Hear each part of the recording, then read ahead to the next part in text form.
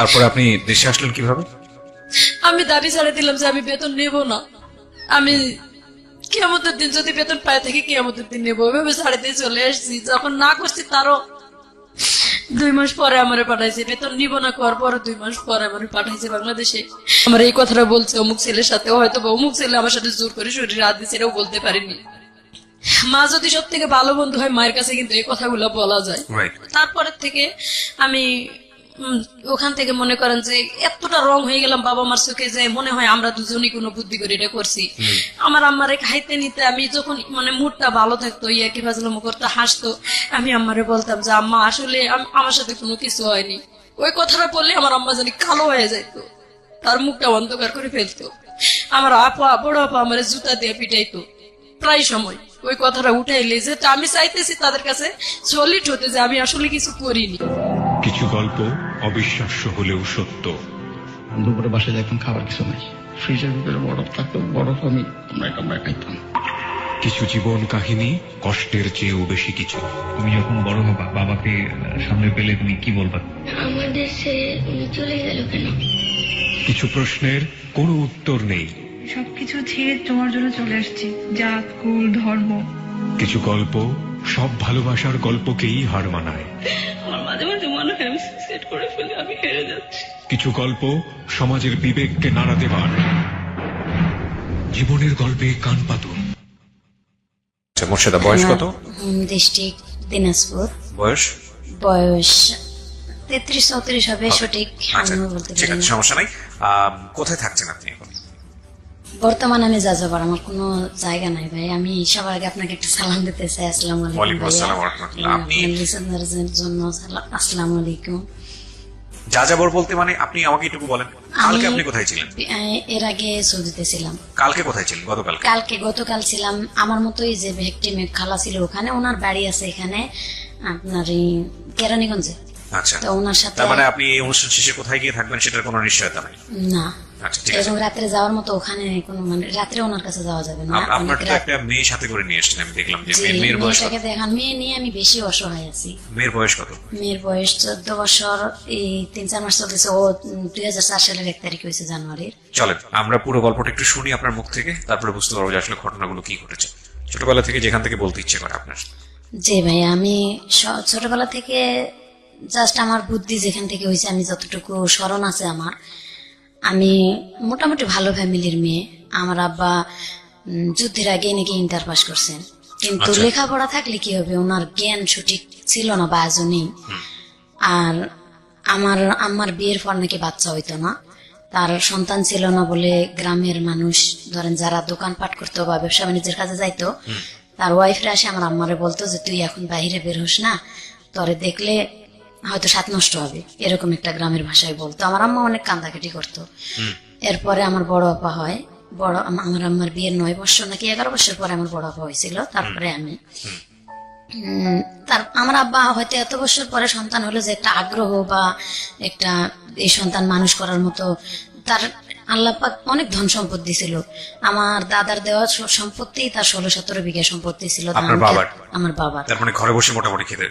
ঘরে বসে খেতেন বলতে ঘরে থাকতেনই না, উনি ঠিক মতো ঘরেই থাকতেন না, বাইরে বাইরে ঘোরাফেরা করতেন এবং কোথায় কোথায় ঋণ দানা করে এসে জমি বিক্রি করে সেই ঋণগুলা পরিশোধ করতেন। ওহো, মানে এটার জন্য হয়তো আমার আম্মার মেজাজ সব সময় খিটখিটে থাকতো। আর আমরা যখন ছোট ছিলাম দেখছি আমার আম্মা সব সময় প্রায় আমার আব্বা মারধর করলেই নানার বাড়িতে চলে যাইতো, কিন্তু আমার নানা সব সময় বুঝায় পাঠাইতো যে মা এক সময় আল্লাহ তো সুখ দেব, এই কথা বলে বলে আমার পাঠাইতো। আর আমি প্রায় নানির বাড়িতেই বেশি মানুষ ছোটবেলা থেকে। আমার নানা প্রায় সময় আর কি, আমার পর আমার ছোট একটা ভাই হয়, ওই ভাইটা হওয়ার 2 বছর পরে আমার যখন 4 বছর বয়স, আমার স্মরণ আছে একটু একটু যে আমার ছোট যেটা সেটা আরেকটা যখন হলো আমার 4 বছর বয়সে, তখন 2 বছর পর আর কি আমরা ভাই বোন সবাই হয়েছি। তো আমার ছোট যেটা সেটা মারা গেল, অনেক অসুস্থ, তখন আমার আব্বা হাজতে। বাট আমি মিথ্যা কথা বলতে চাই না, আমি এখানে উন্মুক্ত ভাবে বলতে আসছি আমার আব্বা চুরি ডাকাতির সাথেও জড়িত ছিল। এই কাজগুলো আমি নিজে দেখছি যে আমার আব্বা এই ধরনের অন্যায় কাজ করছে এবং আমরা শাসন করছি। তখন যতটা ছোট ছিলাম ওটা বলার মতন ছিল না, হয়তো আমার আম্মা কতটুকু হেল্প করছে না করছে বা কত কি করছে তা এটা বলতে পারবো না। তবে যখন জেলে ছিল, আমার ভাইটা যখন মারা গেল তখন আমার আব্বা জেলে দেখতে পায় নাই। এবং আমার আম্মা দেখতে যাইতো আমার সাথে করে নিয়ে। আমার মনে পড়ে আমার আম্মার মেজাজ এতটা মানে খিটখিটেই থাকতো, কোনো কথা বলা বা আমরা একটা বায়না তো ধরতেই পারতাম না। সবসময় মানে মায়ের সাথে কৃষি কাজ করতে হতো, বা মা বাড়িতে থাকলে আমরা দুই বোন, বিশেষ করে আমার বড় বোন আমি মাঠে ঘাটে কাজ করা লাগতো সবসময়, কাজের লোক ছেলেদের সাথে।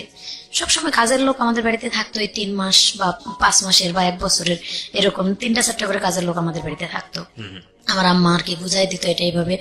ছোটবেলা থেকেই একবারে সংসারটা মনে করেন যে একটা ছেলে যেরকম বোঝা নেই, ঠিক আমার বড় আপার বিয়ে হয়ে গেছিল 13 বছর বয়স থেকে, কিন্তু আমি 11 বছর বয়সে আমি একা হয়ে গেছিলাম। আমার ছোট ভাই যেটা মারা গেল, এরপরে আমি সংসার চালানো, মনে করেন মাঠে ঘাটে ধান ক্ষেত, এমন বালতিরে করে পানি নিয়ে যে খেতে দেওয়া লাগে, আমাদের ভিটামিটিতে যে মরিচের গাছ অথবা বেগুনের গাছ লাগাইতো, এটাই আম্মু বলতো স্কুল থেকে আসে একটু রেস্ট হয়তো বা খেলাধুলা করতাম।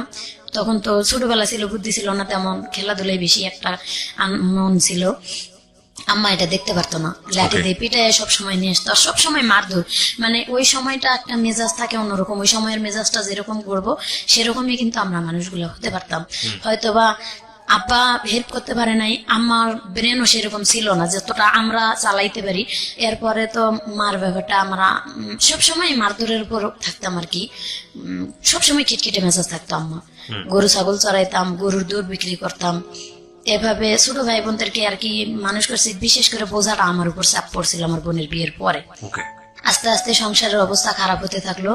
তখন 3 বেলা ভাত, কাজের লোক তো বাদ, 3 বেলা ভাত খাওয়ার মতন পরিস্থিতি আসলো না। তখন আমার এই 9-10 বছর বয়স, এই সময় আর কি দেখলাম যে ভাত 3 বেলা খাইতে পারি না। আর যদিও আম্মা একটু কষ্ট করে ধান আবাদ করে নেই, হয়তো সিদ্ধ শুকনা করতে পারে না, ধান নষ্ট হয়ে যায়, এভাবে মানে আমরা 3 বেলা ভাতও খাইতে পারিনি। এমন দিন চলে গেছে, এমন দিনের পর দিন আর কি না খাই থাকছি। আবার এমন সময় দেখে গেছে আমার আব্বাস যখন ওই যে অন্যায় পথে ইনকাম করতো, হয়তো সেই সময়টা অনেক ভালো খাওয়াইতেছে, সেটা হয়েছে হালাল রুজি না। আমার এটা স্মরণ আছে, এটা হালাল রুজি না। আমার আব্বা যে সময় খাওয়াইতো এটা হালাল রুজি করে খাওয়াইতো না। যেমন এলাকাতে মেলা হইতো, আমার আব্বা মেলাই কোন এক ওষুধ, গুঁড়া জাতীয় ওষুধ নিয়ে আর কি, এটা মনে করেন তরকারির মধ্যে মিশাই মানুষের খাওয়ায় টাকা পয়সা নিয়ে আসতো। এটা আমি দেখছি নিজের চোখে, কিন্তু তখন এরকম জ্ঞান হয়েছিল না যে বাবাকে বাধা দিই, মানে এটা খারাপ কাজ, এটা খারাপ কাজ, এটা বুঝার মতন জ্ঞান তখন ছিল না। তবে যখন জ্ঞান হয়েছে আমার বুঝার মতন, আমার আব্বারে অনেক 10-12 জন লোক আর কি খুঁজতে আসছে। তো ওনারা এসে জিজ্ঞাসা করলো আমাদের বাড়িতে, আমার আম্মার সামনেই জিজ্ঞাসা করছে যে মহসিন কোথায় গেছে। তখন আমার আম্মা যখন মিথ্যা বললো, আমার আম্মা জানে যে আমার আব্বা তাস খেলতে বসছে এখানে গ্রামের এক বাড়িতে, কিন্তু আমার আম্মা মিথ্যা বললো। কথাটা কেমন জানি আমার মাথার মধ্যে নাড়া দিয়েছে, মিথ্যা কেন বললো, অবশ্যই এখানে কারণ আছে, কিন্তু আছে। তখন আমি দৌড় দিয়া, লোকগুলা বের হয় যখন বাড়ি থেকে চলে যাচ্ছিল, আমি মাঠে যাই, মানে মাঠে না, বাড়ির থেকে আর কি একটু দূরে, আমি বাড়ির সামনে যাই, পুকুর আছে আমাদের, পুকুরের কাছে যাই, বলতেছি আঙ্কেল আমার আব্বা তো বাহে কোথায় আছে। আমার আম্মা জানে ঠিক বলে নেই, আমি বলবো কোথায় আছে, আসেন দেখাই দিছি, অমুক বাড়িতে আছে। যখন ওই বাড়িতে যাই দেখাই দিল, তখন আমার আব্বাকে ওইখানে যাই সোজা কলারটা ধরে কয়েকটা ঘুষি দিছে আমার সামনে, বলছে যে কালকা রাত্রে যে জিনিসগুলা নিয়ে এসো, জিনিসগুলা কোথায় দেও। তখন আমার আব্বা মানে কথা তর্কাতর্কি করতে, আমার আব্বার গ্রামের মানুষ আরো 2-4 জন মুরব্বী নিয়ে অনেক মারধর করছে। এমন মারছে যে 5 ডলা পর্যন্ত দিছে আমার চোখের সামনে, রাস্তার মাথায়, আমার চোখের সামনে আমি দেখছি। তখনও আমার আব্বার শরম হয়নি যে এই কাজগুলা করলে লজ্জাজনক বিষয়। আমার আব্বা তো সম্পদ হয়ে গেছে, আমি সন্তানদেরকে মানুষের মতো মানুষ করি বা লেখাপড়া করাই। মাঝে মাঝে আমাদেরকে নিয়ে বসতো, হয়তো প্রাইভেট দেওয়ার মতো ক্ষমতা হয়নি, মাঝে মাঝে শিখাইতো পড়া, কিন্তু আমার আব্বা সবসময় এই অন্যায় কাজগুলা করছে। আমি বড় হওয়া পর্যন্ত দেখছি, আমার সন্তান হওয়া পর্যন্ত আমার আব্বা এই অন্যায় কাজগুলা করছে। তো ফ্যামিলি থেকে যখন একটা মেয়ে নির্যাতিত হয়, তখন কিন্তু সে নিজের একটা পথ খুঁজতে থাকে যে নির্যাতিত ফ্যামিলি থেকে সরে আমি কোথায় যাইতে পারি। আমার আব্বা যখন এই যে এই কাজগুলা যখন করে অন্যায় দেখলাম, যখন বোঝার মতো বয়স হয়েছে, তখন থেকে বলতে শুরু করছি যে আব্বা এটা করা ঠিক না, উল্টা আমাদেরকে মারধর করে। প্লাস দেখছি মাঝে মাঝে আমার আব্বা, আমার আম্মা কিন্তু হেল্প করে মোটামুটি, যদি হেল্প না করতো মানে এত দূর আগাইতে পারতো না আমার আব্বা। মোটামুটি কিছু কাজে হেল্প করছে আমার আম্মা, হয়তো টাকা পয়সা পাইলে একটু খুশি থাকছে, আবার যখন না থাকছে তখন অনেক কান্দাকাটি করছে। কিন্তু ওই রাগটা আমার আব্বার উপর রাগ না দিতে পারে আমার উপর বিশেষ করে অনেক অত্যাচার করছে। আমার আপার বিয়ে হয়ে যাওয়ার পর আমি সংসারে একজন ছিলাম, বা আমি মোটামুটি তর্ক করতাম আমার লগে যে এটা করা ঠিক না, এটা করা ঠিক না, এভাবে বলতাম দেখে আমারে মারতো। সরাসরি কিছু বলতে না পারতাম। আমি ক্লাস 8 পর্যন্ত উঠলাম আর কি, তখন ব্রেনে একটা চাপ দিল যে আমি যদি একটা চাকরি বাকরি করতে পারি। তখন গ্রাম বিকাশ কেন্দ্র নামে একটা সংস্থা আমাদের গ্রামে আসলো, এবং পার্বতীপুরের এক ছেলে সেকেন্ড ম্যানেজার ছিল। আমি ভোকেশনালের প্রথম ব্যাচের ছাত্রী ছিলাম। বাংলাদেশে ভোকেশনাল আপনার 97 সালে আর কি চালু হয়। আমি ভোকেশনালে ক্লাস 8 যখন পরীক্ষা দেব তখনই আমার টেইলারিং কোর্সে আমার আম্মা ভর্তি করে দিয়েছিল। আমি সবসময় আমার বলতাম যে আমি মানুষের বাড়িতে কাজ করে খাবো, তো বাড়িতে থাকবো না। প্রায় বাড়ি থেকে বের হয়ে চলে যাইতাম। যাই আমাদের ওখানে বিরামপুর একটা শহর আছে, শহরে আর কি মানুষের বাড়িতে আমি এমনি হোটেলে যাই, বসে বলতাম যে আমার যদি কেউ কাজ করে নেন আমি কাজ করে খাবো। এভাবে 3 দিন 4 দিন 5 দিনও মানুষের বাড়িতে কাজও করছি। মরিচ বাটা থেকে শুরু করে যা লাগে মশলা বাটা এভাবে কাজ করেও খাইছি। তো আমার আব্বা আবার খোঁজ পায়ে যায়, নিয়ে আসছে মারধর করে ওখান থেকে, তুই লেখাপড়া করবি, তুই মানুষের বাড়িতে কাজ করবি কেন। ওকে। পরে এভাবে চলে গেছি। যাওয়ার পরে ক্লাস 8 পাশ করি, যখন ক্লাস 8-এ পড়াকালীনই ওই গ্রাম বিকাশের সংস্থার খবর পাইলাম যে আমি স্কুল বাদ দিয়ে এটা ভোকেশনালে ওখানে টেইলারিং শুধু কাজ চলতো আগের বেসে। তো 96 আমি ওখানে ভর্তি হলাম, টেইলারিং কাজ শিখলাম 1 বছরের কোর্সে। আলহামদুলিল্লাহ কাজ শিখে আপনি তখন গেছিলাম। কোন ক্লাসে পড়েন? আমি তখন ক্লাস 8-এ পড়ি। ক্লাস 8 এ পড়েন। ওকে। 8-এ পরীক্ষা দিলাম না, 8-এ পরীক্ষা না দিয়ে ওখানে আমার আম্মা ভর্তি করে দিয়ে আর কি আমাকে কাজ শিখালো। আমি খুব আগ্রহী ছিলাম কাজ শেখার জন্য। পরে ওখানে ভর্তি করে কাজ শিখালো। কাজ শিখার পাশাপাশি এদিকে আমি হাট করি, বাজার করি। হাট বাজার করে যতক্ষণে নিয়ে আসি ততক্ষণে কিন্তু আমার ভাইদেরকে খাওয়ানো হয়। আমি গাছে উঠে আম পাড়ি এবং মুরগির ডিম বিক্রি করে, গরুর দুধ বিক্রি করে ভাই বোনদের জন্য বাজার করে নিয়ে আসতাম সেই সময়টা। তো এবং আমার নানার বাড়িতে যাইতাম, নানার বাড়ি থেকে মাথায় করে চাল ডাল 1 মণ অথবা 25 কেজি ওজনের জিনিস আমি মাথাত করে নিয়ে আসতাম। আনতে আনতে রাস্তার মাথায় বা গ্রামের যে কোনো একটা আইল পার হতে পারতাম না, ফালাই দিয়ে বোঝা নিয়ে বসে থাকতাম। আবার কতক্ষণে কেউ আসলে বলতাম আমার একটু এটা উঠাই দেন। এইভাবে আমাদের ক্ষেত জমি থাকতেও এত কষ্ট করে নানির বাড়ি থেকে চাল ডয়ে আনে আমার ভাই বোনদেরকে খাওয়ায় মানুষ করতে হয়েছে বা দিতে হয়েছে অভাব অনটনের কারণে। তারপরেও কাজ শিখলাম। কাজ শিখার পরে ওখানেই আবার আমার স্যারেরা বললো যে তোর মাথার ব্রেন অনেক ভালো, তো এবার নতুন একটা কোর্স আসতেছে, এটা হচ্ছে ভোকেশনালে লেখাপড়া করলে ভালো চাকরি হবে, এবং এখানে ইন্টার পাস মেয়েরাও আসে ভর্তি হয়। ম্যাট্রিক পাস করলে এখান থেকে অনেক ভালো একটা পজিশনে যাইতে পারবা।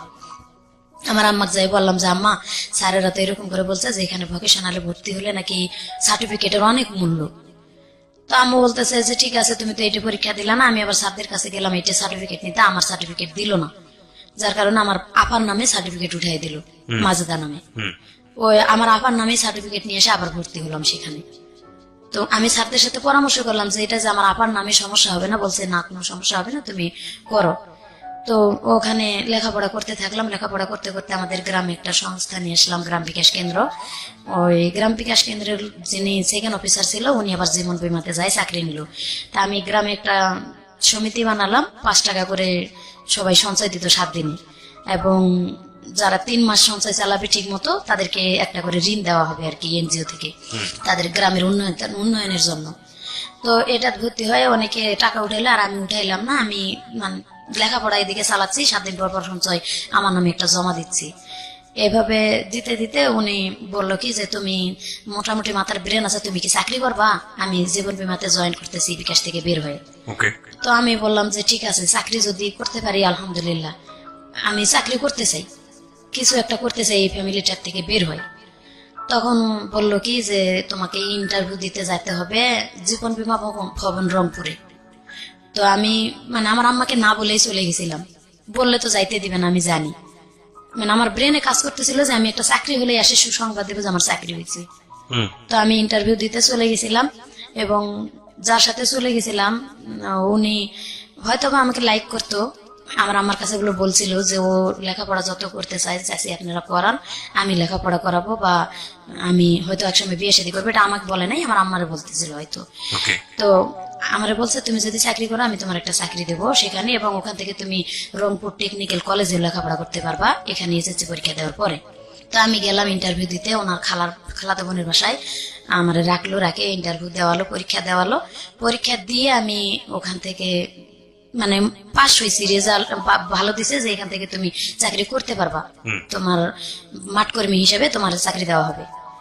স্যালারি হয়তো প্রথম অবস্থায় 3,000 আসবে, তুমি যদি ভালো কাস্টমার জোগাড় করতে পারো মানে বেনিফিট বাড়তে থাকবে তোমার। প্রিয়, আমরা ফিরে যাচ্ছি আমাদের অতিথির গল্পে। জি, এভাবে আমি ওখান থেকে চলে আসলাম। 3 দিন পরে বাড়িতে আসলাম। আমি বাড়িতে আমার আম্মা ঢুকতে দিবে না। কেন ঢুকতে দেবে না?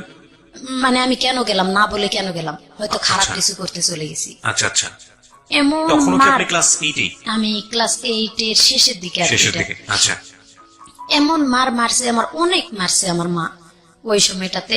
এমন মারছে যে আমি উঠতে পারতেছি না বিছানা থেকে।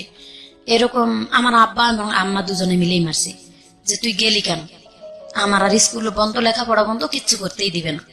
আমি এত অনুরোধ করে বলতেছি যে না মা, আমি চাকরি করব, আমি কিছু একটা করতে চাই, নিজের জন্য, নিজের পায়ে দাঁড়াতে চাই। তখন কিন্তু সুযোগও ছিল অল্প লেখাপড়াতে, কিন্তু তারা করতে দেয়নি।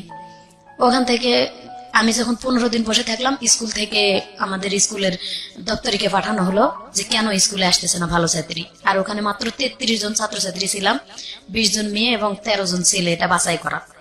ওখানে পরীক্ষা দিয়ে নিতে হয়েছে।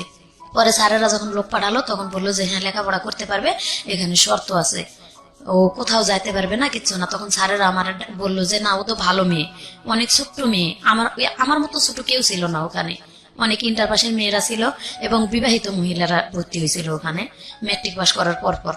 আবার কিছু 8 পাস করার পর ভর্তি হয়েছিল। পরে সবাই স্যারেরা বললো না, ও অনেক ভালো মেয়ে, ও হয়তো বুঝতে পারে নাই এটা কেন গেছে, কিসের জন্য গেছে চাকরি নিতে, এটা আমরা শুনবো। পরে আবার রানিং হলো ক্লাস, আমি ক্লাস করা শুরু করে দিলাম। এখানে ক্লাস করতে করতে করতে করতে আবার মানে আমার ফ্যামিলি থেকে সবসময় চাপ আসতেছে, ফ্যামিলি থেকেই লেখাপড়া করা এবং বালতিতে করে বা কলসিতে করে পানি নিয়ে মরিচের খেতে দেওয়া, এভাবে লেখাপড়া করে খুলে উঠতে পারি না। আবার আমার আব্বা অনেক মারধর করে, আমার আম্মারে অনেক মারধর করে সবসময়। হয়তো ওই জমি বিক্রি করে টাকা নষ্ট করে, এগুলা নিয়ে আমার আব্বার সাথে আমার আম্মার সবসময়টা লেগেই আছে। ফ্যামিলিতে সবসময় যদি প্রত্যেকটা দিন খেট খেট খেট খেট অশান্তি, আমার আম্মারে সবসময় আব্বা মারতেছে, বা আমার আব্বা তাস খেলতে যাইতেছে, আমার আব্বা মানে কথাই শুনতেছে না, ফ্যামিলিতে কোনো কাজ কাম করতেছে না, এভাবে আম্মার সাথে লেগেই আছে। মানে মন মেজাজ সবসময় ভালো থাকতো না ভাইয়া। তখন বলতাম যে যদি আল্লাহ নিজে একটা কোনো কিছু করতে পারতাম, তাও তো মানে এখান থেকে একটু সরে যাইতে পারতাম। পারতেছি না, নিজের বাপ যেহেতু কিছু বলতে যে কেন এরকম করতেছো, বা আম্মার সাথেও বলতে পারি না। আমার আম্মা অসুস্থ হয়ে থেকে দেখতে পারি, সারা রাত আম্মার সেবা করতে করতে কাটে যায়। সকালবেলা উঠে রান্না করে রেখে স্কুলে যাই, আর গরু ছাগল বাঁধে রেখে স্কুলে যাই। স্কুল থেকে আসে আবার সেই গরু ছাগল মাঠ থেকে আনে পানি খাওয়ায়। আবার আম্মা দেখা গেছে অসুস্থ হয়ে আছে, আবার এই আকন্দের পাতা, এই পাতাটি নিয়ে এসে বালু নিয়ে এসে গরম করে আবার আম্মার সেক দিতে হয়, মলম দিয়ে ডলা দিতে হয়, আবার মারের কারণে। আবার মানে প্রায় নিত্য দিন এটি। গরু ছাগল নিয়ে এসে সেই গরু ছাগল বাঁধতে হয়, উঠাইতে হয়। আর তখন তো ছেলে মানুষের মন, একটু খেলাধুলার দিকে যাইতাম। খেলাধুলা করলে হয়তো গরু ছাগল কারো খেতে গেছে, ধরে খোয়াড়ে দিছে। আমার আব্বা যদি শুনছে যে খোয়াড়ে দিল, আমি ঘুমায় গেছি হয়তো বা ঘুমার ভান করে রয়েছি, খোয়াড়ে যদি গরু ছাগল দেয়, এই সময় কিন্তু নিজের মনটাই খারাপ থাকে যে গরুটা আমি চড়াইতে নিয়ে গেলাম বা ছাগলটা চড়াইতে নিয়ে গেলাম, খোয়াড়ে দিল। ঘুম আসে না আমার আব্বা যতক্ষণ বাসায় না আসে। আমি কিন্তু চুপ করে চোখ বুঝে শুয়ে থাকি। আমার আব্বা ঘুমের তালে আসে পাতা দিয়ে ইচ্ছা মতো বাড়ি শুরু করে দেয় যে গরু ছাগল ছাড়াইতে কই গেছিলা, কেন নিয়ে গেল খোয়াড়ে। আব্বার পাও ধরে, আব্বা আর মায়েরও না, এভাবে মার দিও না। আমরাই তো সবসময় দেখি সংসার, তুমি আর কতটা গুরুত্ব দেও। খুবই দুঃখজনক। এভাবে আরো বেশি মারধর করে। আমাদের ঘর ছিল না থাকার, একটা ঘর, বাবা মা থাকে বুঝে নিত। তখনও তো সেরকম বয়স হয়েছিল না, একটু বুঝার মতন বয়স হয়েছিল আর কি। ক্লাস 8 এর শেষের দিকে, তো 8, 9 এরকম টাইমটা একটু বুঝার মতো সব বয়স হয়েছিল আর কি। থাকার মতন জায়গা ছিল না। আমার আব্বা ঘর করতেও না, ছোটবেলা থেকেই এক ঘরেই থাকতাম। আবার আমার দাদি ছিল, দাদি কোনোদিন আমাদেরকে নিত না এক ঘরে, বলতো যে প্রস্রাব করবো। যার কারণে আমার দাদি যখন মারা যায়, আমরা তখন ছোটই ছিলাম, ওই পরের থেকে দাদি মারা যাওয়ার পরে ওই একটা ঘরই আমাদের ঘর যেটা ছিল এটা অরিজিনাল ঘরটা পড়ে গেল। এমনও দিন আছে ভাত খেয়ে ঘরটা ঝাড় দিয়ে হয়তো ভাতের আটাটা একটু দেয়ালের দিকে ঠেলে দিয়ে থুয়ে দিত আম্মা, ওইখানে বিছনা করে ঘুমায় থাকতাম। মাথায় তেল তুল দিলে পিঁপড়া আসে, কান মাথা মানে পুরা মাথা একবারে পিঁপড়া যেমন ঘর বাঁধে এরকম ঘর বাঁধার মতো ঘুমে তেল উঠে সিলি করতাম, কান মাথা ডলাডলি করতাম। আব্বা উঠে একবারও দেখতো না, হয়তো আম্মা উঠতো মাঝে মাঝে, আর মাঝে মাঝে বলতো যে ঝাড়া দেও মাথাটা ঝাড়া দেও, কিন্তু একবারে ঘর বাঁধার মতো পিঁপড়া, বড় বড় দাঁতলা লাল পিঁপড়া গুলা কানের মধ্যে কামড় দিয়ে। এরপর পরে এত কষ্ট করে থাকতে থাকতে আল্লাহর কি হুকুমের পরে 95 বন্যাতে আমার ঘরটার সব ভেঙে গেছিল।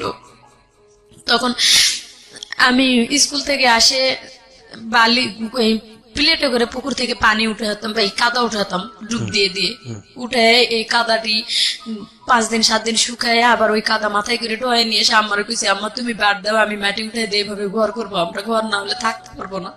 তাল পাতার বেড়া করে থাকে, পরে ওই ঘর দিয়ে আমরা নিজেরাই ঘর তৈরি করলাম, আম্মা আর আমি। জি। বিশেষ করে আম্মা আর আমি পরিশ্রম করে ঘর দুটা তৈরি করলাম, মাটির ঘর। এবং গ্রামীণ ব্যাংকের থেকে কিস্তি উঠায় আম্মা ঘরে টিন দিল, দিয়ে মোটামুটি আর কি একটু সচ্ছলের দিকে তখনকার থেকে হালকা নিজেরা আম্মা আমি এই কিস্তি উঠায়া গরু ছাগল পালে, এভাবে ক্ষেত খামার নিজেরা একটু করে চালাইতে পারতেছি টুকটাক করে। ঠিক এরকম অবস্থায় আমার স্মরণ আছে যে আমি যখন ক্লাস 9-এর প্রথম দিকে, তখন মানে গ্রামের টিভি ছিল সাদা কালো টিভি, আমার এক মামার বাড়িতে, গ্রামে হয়তো আর এক ভাইয়ের বাড়িতে। তো রাত্রে সবাই যাইতো, আমরা মাঝে মাঝে লেখাপড়া শেষ করে আবার টিভিও দেখতে যাইতাম। তো একদিন রাত্রে আমি টিভি দেখতে গেছি আমার মামার বাড়িতে, আমার অনেক খারাপ লাগতেছে, আম্মারে বলতেছি, আম্মা আমার জানি শরীরটা অনেক খারাপ লাগতেছে, তো তোমরা নাটক শেষ করে আসো। তখন ছোট ছোট ডেউ নাটক হইতো, বলছে যে তোমরা পরে আসো একটু, আমি আগে যাই। তো নাটক শেষ হয় নাই, আমি চলে আসছি। আমি আসলে আম্মা পিছে পিছে আমার আম্মা ওরা চলে আসছে, আর আমি যে চলে আসছি আমার মামাতো ভাই কোন ফাঁক দিয়ে চলে আসছে ঘরে আমি জানি না। আমি সোজা আমাদের বাড়িতে ঢুকে আগে আমার মানে কারেন্টের সুইচ অফ না করে ঘরের দরজাটা শুধু খুলে দিছি, তালাটা খুলে বাইরের দরজা খুলে রেখে আসছে। আম্মা তো পিছে আসবেই 10 মিনিট পরে। আমি বাইরের দরজা খুলে রেখে চলে আসে, তালাটা খুলে আমি কলপাড়ে গেছি যে প্রসাব করে হাত মুখ ধুয়ে আসি, ধুয়ে ঘুমাবো। আমি কলপাড়ে গেছি, কলপাড় থেকে ঘরে আসে ঢুকা মাত্র আমার মামাতো ভাই আমার জড়ায় ধরছে। যখন ও আমারে জড়ায় ধরছে আমি চিনতে পারি নাই কি, আমি চিৎকার যে জোরে দেবো এরকম পারি না, তার কারণ এটা গ্রাম, মান সম্মান যাবে। আমি বলতেছি যে কে তুই সর, আমার কাছ থেকে সরে যা। ওর সাথে শক্তি দিতে পারতেছি না, তবে মানে এত জোরাজোরি করতেছে, খামসাগামি করতেছে। আমি ওরা ধাক্কা দিয়ে চৌকির উপরে, আমাদের ঘরে চৌকি ছিল, চৌকিতে ফালাই দিতেছি, ও আবার উল্টা আমারে ধাক্কা ফালাই দিতেছে। এভাবে কুস্তা কুস্তি অনেকক্ষণ আমি প্লিজ হাত পাও ধরতেছি, অনুরোধ করতেছি, ভাই তুই কে, তুই সর। পরে ওর কণ্ঠটা বুঝতে পারছি আমি যে ও আমার মামাতো ভাই। তো আমি ওরা বলতেছি, তুই আমার এখানে কেন আসছিস ভাই, তুই সর ভাই। যখন শুনে না তখন অনেক খারাপ ভাষা, গ্রামের খারাপ ভাষা তো জানেনি কি কি খারাপ ভাষা করে বলতে হয়, একবার এইভাবে বলতেছি, এরপরও শুনে না। তার মধ্যে আল্লাহর হুকুম আমার আব্বা আম্মা চলে আসছে। আমি ঘাইমা ভাই, একবারে জ্বর জ্বর করে আমার শরীর দিয়ে ঘাম পড়তেছে। আমার আব্বা আম্মা আসে বাড়িতে ঢুকছে, ঢুকার পরে ওর সাথে সাথে চৌকির নিচে ঢুকে গেছে। ও যখন চৌকির নিচে ঢুকে গেছে, আমার আম্মা আসে সোজা ঘরে ঢুকছে, আমার আব্বা আসে বাইরে খিল লাগাই দিয়ে টেবিল পড়ে গেছে। তো আমার আব্বা যখন টেবিল পড়ে গেছে তখন ওই আমার আম্মা ঘরের দরজার পাশে দাঁড়িয়ে আছে, আর আমি কাঁপতেছি, আমার যে আম্মা ডাকতেছে ঘরে, বাতি দিস নিকা, বাতি দিস নিকা। আমি ভাই আমার কণ্ঠ বের হইতেছে না যে আমি কথা বলবো, এরকম মানে এতটা আতঙ্ক হয়ে গেছি। এবং ভয় তো এক আছে, আবার ওর সাথে অনেকক্ষণ ধরে যুদ্ধ করতেছি, প্রায় 15-20 মিনিটের বেশি। আমার আম্মা সুইচ যখনই সুইচটা দিছে, আর ওই দরজা একবারে মানে দরজা সোজা চৌকি নিচ দিয়ে এই মাথাতে ঢুকে এই মাথাতে বার হয়ে দৌড় দিছে। ও যখন বাহিরে দৌড় দিছে, আমার আব্বা প্রসাব করা বাদ দিয়ে মনে হয় কে কে করে দৌড়াতে দৌড়াতে ও চলেই গেছে। সোজা আসে আমার কয়েকটা ইচ্ছা মতো চড় গালে মুখে দিয়ে ওই অবস্থায় আমার আব্বা আম্মা দুইজনে আমার মারে সেন্সলেস বানায় ফেলাইছে। আমি সেন্সলেস অবস্থায়, সেন্সলেস থেকে উঠার পরে আমার বারবার জিজ্ঞাসা করে যে ওই কেন আসছিল আর কি হয়েছে। তারা মনে করেছে আমার সাথে দুর্ঘটনা, আজও তারা বিশ্বাস করে না যে কিছু হয় নাই। আমি এত আল্লাহর কসম, আমার মায়ের কসম দিয়ে বলি যে আমার সাথে কোনো কিছু হয়নি মা, আমি কোনো কিছু করতে দেইনি। আর যদি হইতো এটা জোরপূর্বক কিছু হইতো, আমার আম্মা বিশ্বাস করে না, তুই মিথ্যা কথা বলে হয়তো ওর সাথে পরামর্শ করে তোরা আইছিস, সেটা এইভাবে যে আমরা ওখানে আছি, তোরা পরামর্শ করে এখানে আইছিস। আল্লাহর কসম ভাই, আমার সাথে ওর সাথে কোনোদিন এই ধরনের কথা বা ও কখনো আমার এই কথাটা বলেও নাই। ও আমার থেকে বয়সে ছোট ছিল, আর ও এরকম কিছু করবে আমিও কখনো পরিকল্পনা করিনি। তারপরে কি হলো? আমার আম্মার এটা বিশ্বাস করা উচিত ছিল, কিন্তু বিশ্বাস করেনি। বলছে যে অ্যাক্সিডেন্ট একটা কিছু হয়েছে। তখন থেকে ওই ছেলের সাথে আমি কথা বলি না। আমার সাথে সাথে আমার আম্মা বের হয়ে আমার মামির কাছে গেছে, যাই মামির সাথে কি বলে চলে আসছে জানি না। তারপরে তখন আমার দিকটা আরো অন্যদিকে চলে যাচ্ছে যে আমি কিভাবে এই ফ্যামিলি থেকে বের হতে যেতে পারবো। মানে সব সময় এমন এক খারাপ ভাষা ইউজ করতো আমার আম্মা, আরো বেশি। ওই সময়টা তো একটা ইয়ং মা সব থেকে ভালো বন্ধু হওয়া দরকার সন্তানের। সেই সময়টা মা সব থেকে ভালো বন্ধু হওয়ার দরকার, কিন্তু আমার মা ছোটবেলাতে যা করছে কিন্তু ওই সময়টা এসে একটু অন্তত নর্মাল হওয়া প্রয়োজন ছিল। এমনিতে রাত্রের দিনে হাট বাজার করাইতো, লাকড়ি ঘড়ি কুড়াইতো। এই বয়সে যায় লাকড়ি কুড়ায়, কুষারের ক্ষেত থেকে, মানুষের কুষারের ক্ষেত থেকে ঘড়ি বোঝায় ওই সময়টা তো কুড়াই নিয়ে এসে দিছি। এরকম অবস্থায় কিন্তু গ্রামের ছেলেদের কাছে অনেক লাঞ্ছিত হইতে হয়। সেগুলো তো মায়ের কাছে বলার মতো সুযোগ ছিলই না, কখনো বলতে পারিনি যে অমুক ছেলে আমার এই কথাটা বলছে, অমুক ছেলের সাথে হয়তো বা অমুক ছেলে আমার সাথে জোর করে শরীরে হাত দিচ্ছে, এটাও বলতে পারিনি। মা যদি সব থেকে ভালো বন্ধু হয়, মায়ের কাছে কিন্তু এই কথাগুলো বলা যায়। তারপরের থেকে আমি ওখান থেকে মনে করেন যে এতটা রং হয়ে গেলাম বাবা মার চোখে, যে মনে হয় আমরা দুজনই কোনো বুদ্ধি করে এটা করছি।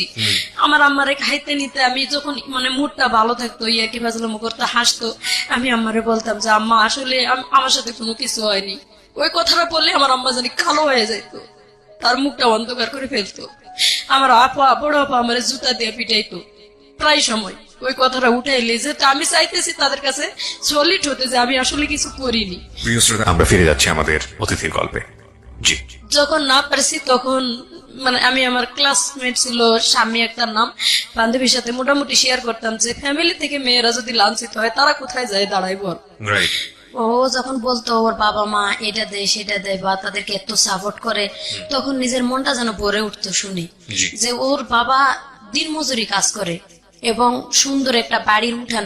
বলতেছে আমরা এত পদ্মার ভিতরে থাকি যে আমাদের বাড়ির উঠানের বাইরে যেটা খোলা থাকে, এই খোলাটা পর্যন্ত মাটির প্রাচীর দিয়ে ঘেরানো। আমার আব্বা নিজে পরিশ্রম করে এটা করছে।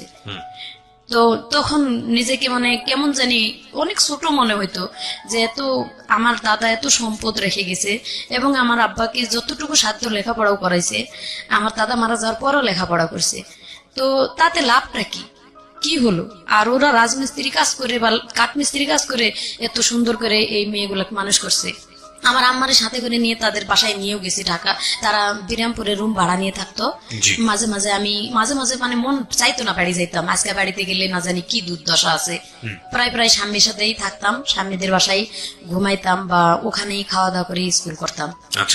তো এভাবে করতে করতে একদিন জানি না সেরকম বয়সে হয়তো অনেক ছেলেরাই চয়েস করছে, ছেলেরা অনেক ডিস্টার্ব করতো। আমি এটা আমার কাছে যাই বলতাম যে আম্মা আজকে এই ছেলেটা অমুক কথা বলছে, অমুক ছেলেটা অমুক কথা বলছে।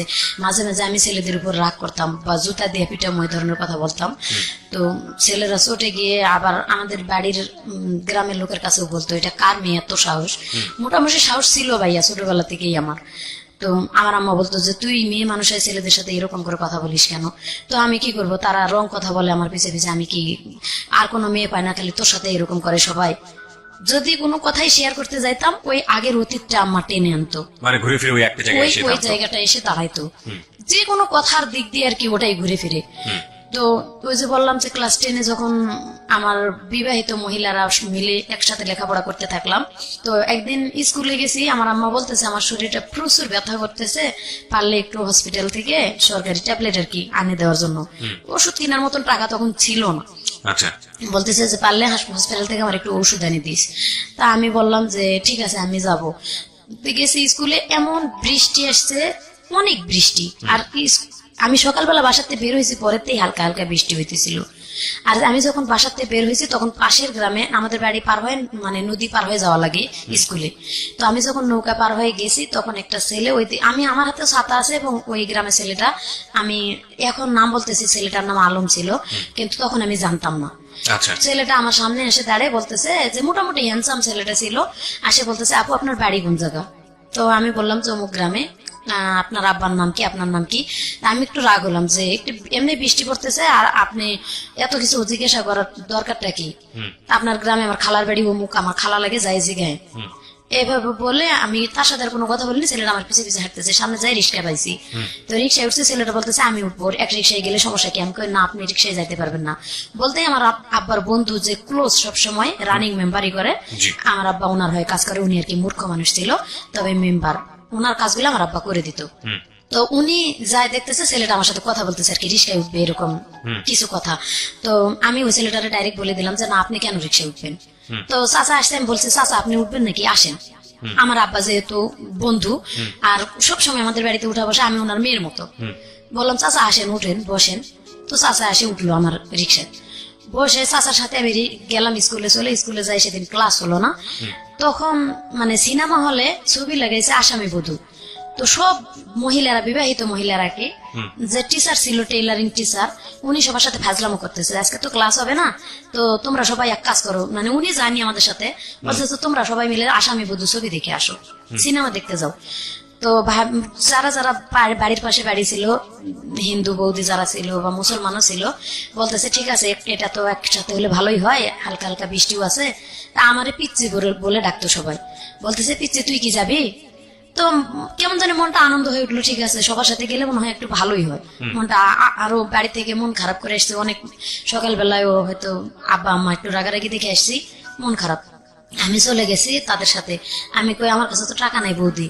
বৌদি বলতেছে যে আমি তোর দাদার কাছে বলে টাকা নিয়ে এসছি, বাড়ির পাশে আর কি তার দোকান ছিল, এক পাইলট স্কুলের সামনে তার হাজবেন্ডের দোকান এবং তার বাড়ির সাথেই। ওনার শাশুড়িকে বলে ওনার বাচ্চাকে রাখে, বললো যে আমার এখান থেকে সবাই যখন যাচ্ছে আমরা সবাই মিলে যাবো একসাথে। উনি আমার টাকা দিল, নিয়ে গেল সিনেমা হলে, উনি টিকিট কেটে দিচ্ছে, টাকাও দেয় নেই, ওনাদের রিক্সায় করে নিয়ে গেছে। সিনেমা দেখছি আমরা। ওই সিনেমা দেখতে নাকি আমার যে আছে আমার সাথে রিক্সায় আসছে, উনি দেখছে। তো উনি আমার আব্বাকে ডাকে বলছে কি যে তোর মেয়ে অমুক গ্রামের অমুক ছেলের সাথে সিনেমা দেখতে আসছে। আচ্ছা, এখানে মানে একবারে সব জিনিসগুলো পরে প্রমাণ করে দিছে, কিন্তু আমার আব্বা না শুনে না জানে সোজা বাড়িতে গেছে, যায় দেখে আমিও স্কুল থেকে যাই ভাত খাইতে বসছি। আমার আম্মা আমার জন্য বসে আসছিল, ভাত খাই নাই। আমিও, আম্মা বলতেছে স্কুল থেকে আসতে আজকে এত দেরি হলো কেন? আমি কথাটা মুখ দিয়ে বলবো যে সিনেমা হলে গিয়েছে, এই কথাটা বলার মতো সুযোগ পাইনি। আমার আব্বা বাড়িতে এসে ঢুকছে এবং উল্টা আমার আম্মা আবার প্রশ্ন করতেছে তোরে যে ওষুধ আনতে বলছিলাম তুই কি ওষুধ আনছিলি? তো আমার আব্বা একটা খারাপ ভাষা ইউজ করে ডাইরেক্ট মানে ফিরা, যে ফিরাতে আমরা বসে ভাত খাই, আমার আম্মা এক পিড়াতে বসে, আমি এক পিড়াতে বসছি, আর এক পিড়ে তুলে আমার ঠাস করে মাথার উপরে বাড়ি দিচ্ছে। তো মাথাটা আমি হালাইছি, পরে এখানে বাড়ি, এখনো দাগ আছে, এখানে কাটার মানে ফাটে গেছে জায়গাটা। আমি তো সেন্সলেস হয়েছে কিনা ওই মুহূর্তে বলতে পারি না, তারপরে কি হয়েছে তা বলতে পারি না। আমার আম্মা নাকি আমার উপরে করছে, আমার আম্মারেও অনেক মারধর করছে। আশেপাশে বাড়ির মানুষ জমা হয়েছে, কেন মারধর করছে, ডাইরেক্ট এই খারাপ ভাষা ইউজ করছে আমার আব্বা, যে এরকম অমুক ছেলের সাথে সিনেমা দেখতে গেছে। এভাবে যদি বাবাই বলে তাহলে কি একটা মেয়ের বিয়ে দিতে গেলে কিন্তু অনেক কষ্ট হয়ে যায়। আমার বড়াম্মারা বলতেছে যে আমরা তো বাড়ির পাশে থাকি, আমরা তো দেখি না একটা, আমি আমার আম্মার এত সংসারে হেল্প করার পরে যদি বড়াম্মারা বলে যে মা আমাদের একটু রুটি বানায় দিয়ে যা, অথবা রান্না করে দিয়ে যা, তরকারি কারি দিয়ে যা, ঘর লেপে দিয়ে যা, আমি কিন্তু তাও করি। এর জন্য সবাই আমারে ভালোবাসে যে ও বাড়ির কাম করে করে আমাদেরও কাজ করে দেয়। তাদের মেয়েরা আর কি এতটা কাজ করে না, তাদেরকে বলে দেখ ও নিজের বাড়ির কাজ করে লক্ষ্মী মেয়ের মতো, আমরা বললেও কোনোদিন না করে না। তো তারা আসে এই কথাগুলো বলে যে ওর তো কোনো সময় আমরা এরকম দেখি না, ও শৃঙ্খল। তো ও এই ধরনের কাজ করছে, সেটা তুমি বাপ তুমি গোপনে এসে বলতে পারতা আস্তে আস্তে যে এটা করা ঠিক না, তুমি এভাবে মারধর করলা কেন?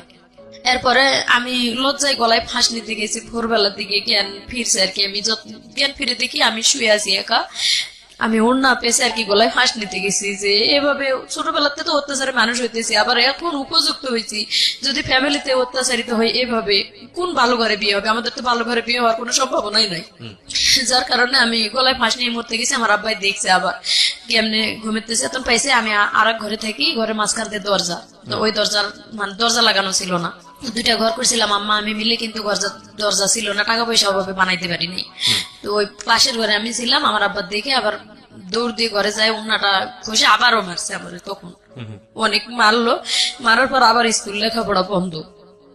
তো যখন 7 দিন স্কুলে না গেছি, এদিকে তো মানে 3 দিন পরে ওই ছেলের নাকি আব্বা দেখা পাইছে। ওই ছেলের বাড়ি যে অমুক গ্রামে, আমাদের পাশের বাড়ির এক ছেলেই ওই ছেলের দেখা পায়, পরের দিনই বলছে যে কি রে তুই নাকি মুর্শেদারে নিয়ে সিনেমা দেখতে গেছিস, তোর জন্য দেখ মেয়েটার মারে কি অবস্থা। কয় মুর্শেদাকে আমি তো চিনি হই না।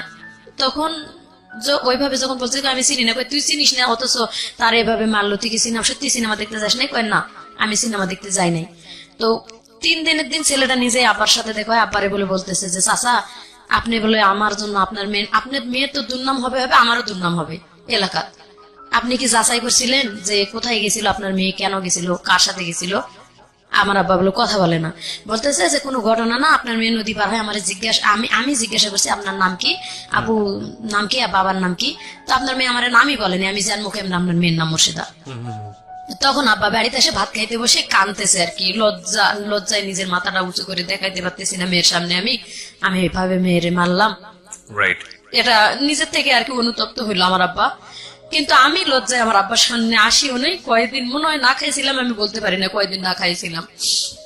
না খাই থাকলেও কিন্তু মার কাছে হেল্প করছি, মার সাথে মানে মন ভার অবস্থায় চলতেছে, হেল্প করতেছি। আমার মামা ডাক্তার ছিল, পিছনে ব্যান্ডেজ একটু করে দিছিল, মানে রক্ত বেরিয়েছিল। এইভাবে যে ছেলে আমার সাথে ওই যে করলো না প্রথম, ওই ছেলের বাবাই ডাক্তার, মামা আমার। এভাবে আর কি 7 দিন যখন গেল তখন আবার স্যারেরা খোঁজ নিল যে এই মেয়েটা স্কুল অ্যাবসেন্ট করে না, তা আবার কেন অ্যাবসেন্ট করলো। তখন বাড়িতে আবার দপ্তরে আসলো, আম্মা বললো যে ওর লেখাপড়ার দরকার নেই, আমরা বিয়ে শাদী দিয়ে দিব, এভাবে হবে না। মানে আমার আব্বার উপর রাগ করে এটা বলতেছে যে কারো কাছে শোনা নাই কিছু নাই, নিজের মেয়ের দুর্নাম বার করে বসে থাকে, এভাবে আর করবো না, থাক। তখন আমি স্কুলে যাবো না, একটা ডিসিশন নিয়েছি স্কুল আর করবোই না। এভাবে 2 দিন 4 দিন পর স্কুল বন্ধ করে দেয়, ইচ্ছা মতো কয়ে যাও, ওটা হবো না, এভাবে লেখাপড়া আমি করবো না। তো স্কুল থেকে স্যারেরা বললো যে তুমি মেট্রিক পরীক্ষাটা পর্যন্ত অন্তত পড়ো, তোমার ভালো হবে। তো আব্বারেও বুঝাইলো অনেক, আমারও বুঝাইলো। আমি আমার আব্বার সাথে তখন রাগ করে প্রায় অনেকদিন কথা বলিনি। স্কুলে যাওয়া শুরু করলাম, আবার স্কুলে যাইতেছি, ক্লাস 9-এ পরীক্ষা দিলাম, মানে এসএসসি পরীক্ষার মতোই গার্ড দিয়ে আমাদের পরীক্ষা হলো 9-এ। আবার 10-এ উঠলাম। 9-এ আমার 12টা সাবজেক্ট নিয়ে লেটার নিয়ে পাশ করলাম মোটামুটি, মানে ভালো পজিশনে। স্যারেরা বললো যে ও অনেক কিছু করতে পারবে, যেহেতু এখনো বয়স অনেক কম আছে।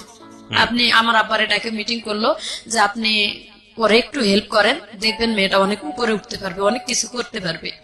এ কথা বলে তখন আমি 7200 টাকা ওখান থেকে একটা ইয়ে পেলাম আর কি, টাকা স্কুল থেকে ওটা দিত 260 টাকা করে মনে হয় বেতন হিসেবে, সেটা একবারে দিল। দিয়ে আমার আব্বা ডাকেই দিছে, দিয়ে হাতে দিয়ে বলছে যে এটা দিয়ে মাত্র 2500 টাকা লাগবে একটা সেলাই মেশিন কিনে দিতে, আপনি 2500 টাকাতে একটা সেলাই মেশিন মেয়েটারে কিনে দেন। তো আমার আব্বা সেলাই মেশিন কিনে দিল না, কিনে দেয়নি, কান্দাকাটি করছি অনেক, তারপরও দেয়নি। এরপরে থেকে বিয়ের প্রস্তাব খোঁজা শুরু করলো। মেন রহস্য হয়েছে বিয়ে দেওয়ার, আমার নানার বাড়ির সম্পদ পাবে আমার আব্বা। আচ্ছা, আমার যদি বিয়ে দিতে পারে তাহলে মামারা দিবে আর কি সম্পদটা, যেহেতু একটা মেয়ে উপযুক্ত হয়েছে, আমার আব্বা পরিশ্রম করে না। এই উসিলাই আর কি আমার বিয়ে ঠিক করা শুরু করলো। আজকে এখানে কালকে এখানে গরুর মতো দেখা শুরু করলো। আজকে এক জায়গার লোক আসে দেখে যায় 2000-2500 খরচ করে, আবার 3 দিন পরে আরেকখানের লোক আসে দেখে যায়, এভাবে খরচ করে স্কুল করতে দেয়। মানে আপনাকে দেখতে আসতো লোকজনে দেখতে আসতো 2 দিন 4 দিন পর। আমার কাছে খুব খারাপ লাগতো ভাইয়া এটা, যে আমি লেখাপড়া করবো, আমি রানিং একটা ছাত্রী, আমি আর কিছুদিন পরে মেট্রিক পরীক্ষা দেবো না। আমার আব্বা এমন ভাবে উঠে পড়ে লাগলো বিয়ে দিবেই, কেন এভাবে উঠে পড়ে লাগলো আমি নিজেও বুঝতে পারতেছি না। আমি বারবার আম্মার কাছে বলতেছি যে মা আমি বিয়ে করবো না, অন্তত মেট্রিকটা আমার পাশ করাও তোমরা। আমার আম্মা বলতেছে আমার করার কিচ্ছু নাই, আমি কিচ্ছু বলতে পারবো না, তোর বাবার সাথে আমি কথা বলতে গেলেই মানে মার খাওয়া লাগে। তো যাই হোক আমার বিয়ে ঠিক করলো, এক জায়গায় বিয়ে ঠিক হলো, সম্পূর্ণ লেনদেন সবকিছু ঠিক। বিয়ের 3 তারিখ ঠিক, সোমবারের দিন বিয়ে হবে। 1 সপ্তাহ আগে থেকে আত্মীয় স্বজন দাওয়াত দেওয়া শেষ। একেবারে মানে বুধবারে, সোমবারে বিয়ে হবে, বুধবারের দিন আসে কি যেন ঘটনা নিয়ে বিয়ে ভাঙা ভাঙ্গি। মানে কোন আত্মীয় স্বজনে বলে দিছে যে ওই ছেলের বাপের কাছে যে আমার আব্বার চরিত্র ভালো না, মেন সমস্যা হয়েছে ওই জায়গায়। আবার আমার যে ওই যে মানে আগে সেই ঘটনাটা, এটাও বলে দিছে যে মেয়ে চলিত নেই, মেয়ে ওর মামাতো ভাইয়ের সাথে মানে এরকম কিছু হয়ে গেছে, তার বাপ মাই প্রমাণ বের করছে, অন্য কেউ না। এভাবে আর কি ওই বিয়েটা ও ছেলের বাবা দিবে না। তো ওই ছেলেটা আর কি আমার সবসময় চিন্তা, আমি যে টেলার্স এর কাজ করতাম সেইভাবে ওই তার টেলার্স এর সুতার দোকান ছিল আর কি, সুতা ঘর, কেসি ঘর, মেশিন ঘর। তো ওখান থেকে সবসময় সুতা কিনতাম। এই অনুতাপে ছেলেটার সাথে চেনা পরিচিত ছিল। আমারে যখন দেখতে আসছে ঘটকের মাধ্যমে আসে, সুধা মানে টেবিল বসাইছে, টেবিলের মাঝখানে ওর বড় ভাই এবং আপন দুলাভাই এবং ছেলেটা। যখন আমার মাথার ঘুমটাটা খুলে তখন ছেলেটা শুধু বলে উঠছে যে মুর্শেদা তুমি তো, আমি তো তোমাকে ভালো করেই চিনি, এখানে আমার ফুপা আবার একটা পেজ বাজালো যে অবশ্যই ছেলের সাথে কোনো ঘটনা আছে মেয়েটার, নাহলে ছেলেটা এইভাবে বলবে কেন। তো ওই ছেলেটা ডাইরেক্ট মুখের উপর বলে দিল আমার সাথে ঘটনা থাক বা না থাক আমি ওরেই বিয়ে করব। আমি ওরে চিনি আচ্ছা। আগে থেকে, মেয়েটার আচার চরিত্র ছেলেটার নাম কি ব্যবহার ছিল? ভালো। ছেলের বাড়ি আমাদের বাড়ির কাছে। নাম কি ছিল? নাম ছিল মুস্তফা। মুস্তফা। আচ্ছা, ছেলে- মুস্তফা বললো আপনাকে বিয়ে করবে। হ্যাঁ, ছেলে বললো যে আমি ওকেই বিয়ে করব। এবং বিয়ে ওই যে ওখানে ঠিক হয়ে গেল সব, সোমবারের দিন বিয়ে হবে, ছেলের বাপ রাজি না। মাঝখানে ছেলে বলতেছে যে ছেলের নাকি 13 বিঘা সম্পত্তি ছেলে নিজে কিনছিল এবং দাদাই দিছিল কতখানি, এটি দিয়ে নিজস্ব ছিল। যখন বিয়ে ভাঙে যাওয়ার মানে ধরছে, তখন ছেলে বলছে আমার আব্বারে আসে যে আমার আব্বা বিয়ে দেখ বা না দেখ, এটা আমি শুনছি আর কি, কথা আমি জানি না, মানে বাজারে আসে ছেলে বলতেছে আমার আব্বা বিয়ে দিক না দেখ, আমার 13 বিঘা সম্পত্তি আছে, দরকার হলে 2 বিঘা সম্পত্তি বিক্রি করে আমি টাউনে বাড়ি করব, আপনার মিক নিয়ে খাবো, আপনি বিয়ে দিতে সমস্যা কোথায়? আচ্ছা, এটা মুস্তফা বললো। মুস্তফা বলতেছে। আর আমার আব্বা বলতেছে যে তোমার আব্বা যেখানে রাজি না সেখানে আমি আমার মেয়ে বিয়ে দিব না।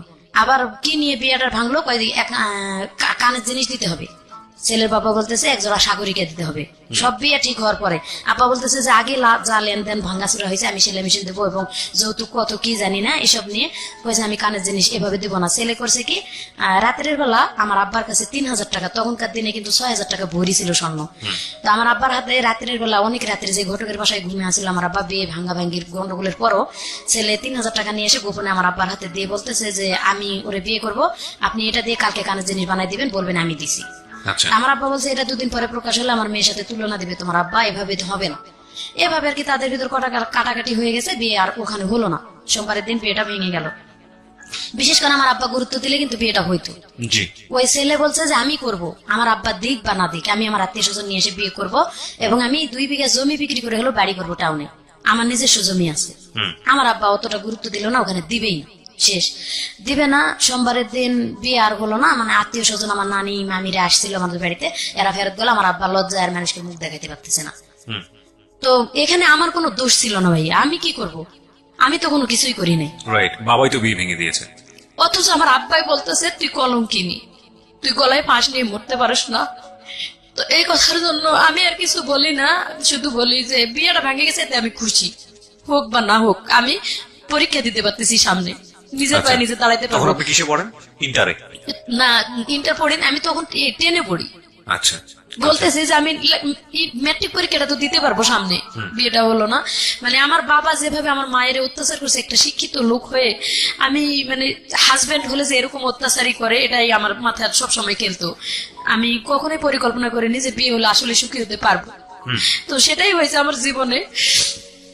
যাক, বললাম যে পরীক্ষা দিব, আমার আব্বা হঠাৎ করে ওই সোমবার দিনে কি করলো, একটা ছেলে নিয়ে আসলো। আমার বলতেছে কি মাথায় অন্যরা দিয়ে অমুক বাড়ি থেকে যে একটা লেবু নিয়ে আসো। আমি লেবু নিতে চলে গেছি ওই বাড়িতে, লেবু গাছের নিচে ছেলেটা বসা, একটা ছেলে বসা। একটা ছেলে বসা। আমি একা একা আসতেছি, মাথায় অন্য, আমার আব্বা কোনোদিন বলেন, আমি তো সবসময় মাথায় কাপড় দিয়ে ঘুরতাম।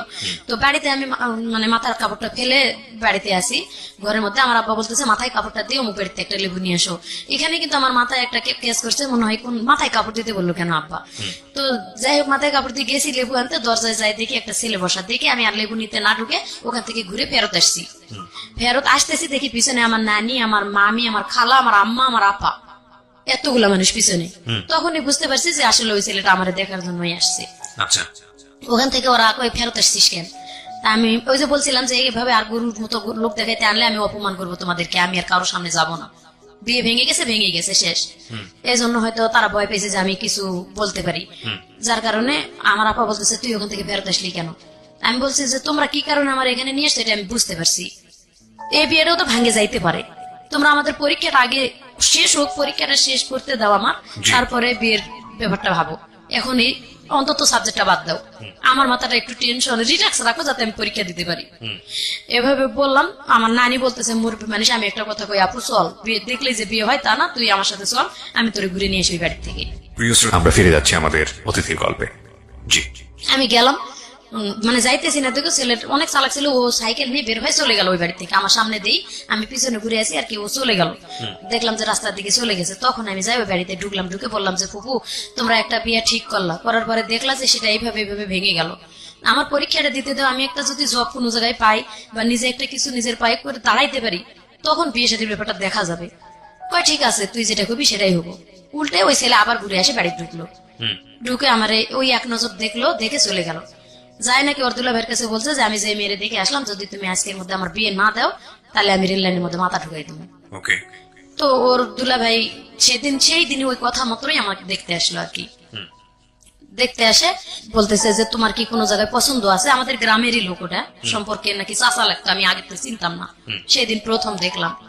তো বলতেছে যে আমি ওনার ভাই, অমুকের ভাই লাগি, আমার বাড়ি এই গ্রামে, আমি বিয়ে করে ওখানেই থাকি, মানে যে ছেলে তোমার দেখতে আসছিল তার বড় বোনকে আমি বিয়ে করছি, এবং তার বাবা মা সবাই মারা গেছে, আমি ওনার গার্জিয়ান বর্তমানে। ওকে। তো দেখে চলে গেল। ছেলের দুলাভাই, ছেলের আপন বড় দুলাভাই বললো যে আমি সবকিছু আমি যা বলবো তাই, তো তুমি খালি নিজের থেকে বলো যে তুমি অন্য কোনো মেয়ে পছন্দ, কোনো ছেলে পছন্দ করো নাকি? আমি বলছি না, আমি কোনোদিন এরকম পছন্দ করার মতন মানে সময় আমার আসেনি, সুযোগ আসে নাই, কারোর সাথে এরকম কিছু করি নাই। আমার আব্বা আম্মা যেখানে বিয়ে দিবে আমি সেখানেই রাজি আছি। এই কথাতে পরের দিনে বিয়ে আর কি, সোমবারের দিন ছেলে দেখে গেল, মঙ্গলবারের দিন অগ্নিপতি আসে দেখে গেল, বুধবারের দিন বিয়ে হয়ে গেল। আপনি পরীক্ষা দেওয়ার আগেই বিয়ে হয়ে গেল? হ্যাঁ ভাইয়া, পরীক্ষা দেওয়ার আগে বিয়ে হয়ে গেল। বিয়ে হয়ে গেল, বিয়ে ওখানে আমি গেছি, যাওয়ার পরে বলতেছে যে যারা দেখতে আসছে কি, রাতের অনেক বৃষ্টি, যেদিন আমার বিয়ে হয়েছে সেদিন অনেক ঝড় বৃষ্টি ছিল, এত ঝড় বৃষ্টি যে একটা মুহূর্তের জন্য সারাদিন বৃষ্টি থামে নাই। ওই অবস্থায় ওনারা টেম্পু নিয়ে চলে আসছিল, আসে বিয়ে করে নিয়ে গেল আমারে। তো সেদিন রাত্রে যায়, সারা রাত ঘুমাই নাই, পরীক্ষার চিন্তাই আমার ভালো লাগে নাই। পরের দিন সকালবেলা নাস্তা করার পর আর কি, ওই বৃষ্টির মধ্যে আশেপাশে দু এক বাড়ির মহিলা দেখতে আসছে আমারে, নতুন বউ। আর বিয়ের মধ্যে ফুফু শাশুড়ি ছিল, আমার ভাসুর যে আপন সে কিন্তু বিয়েতে গেছিল না। তো এখানে আমার আব্বা বলছিল যে আপন যে বড় ভাই একটা আছে সে আসলো না কেন, অবশ্যই রহস্য আছে।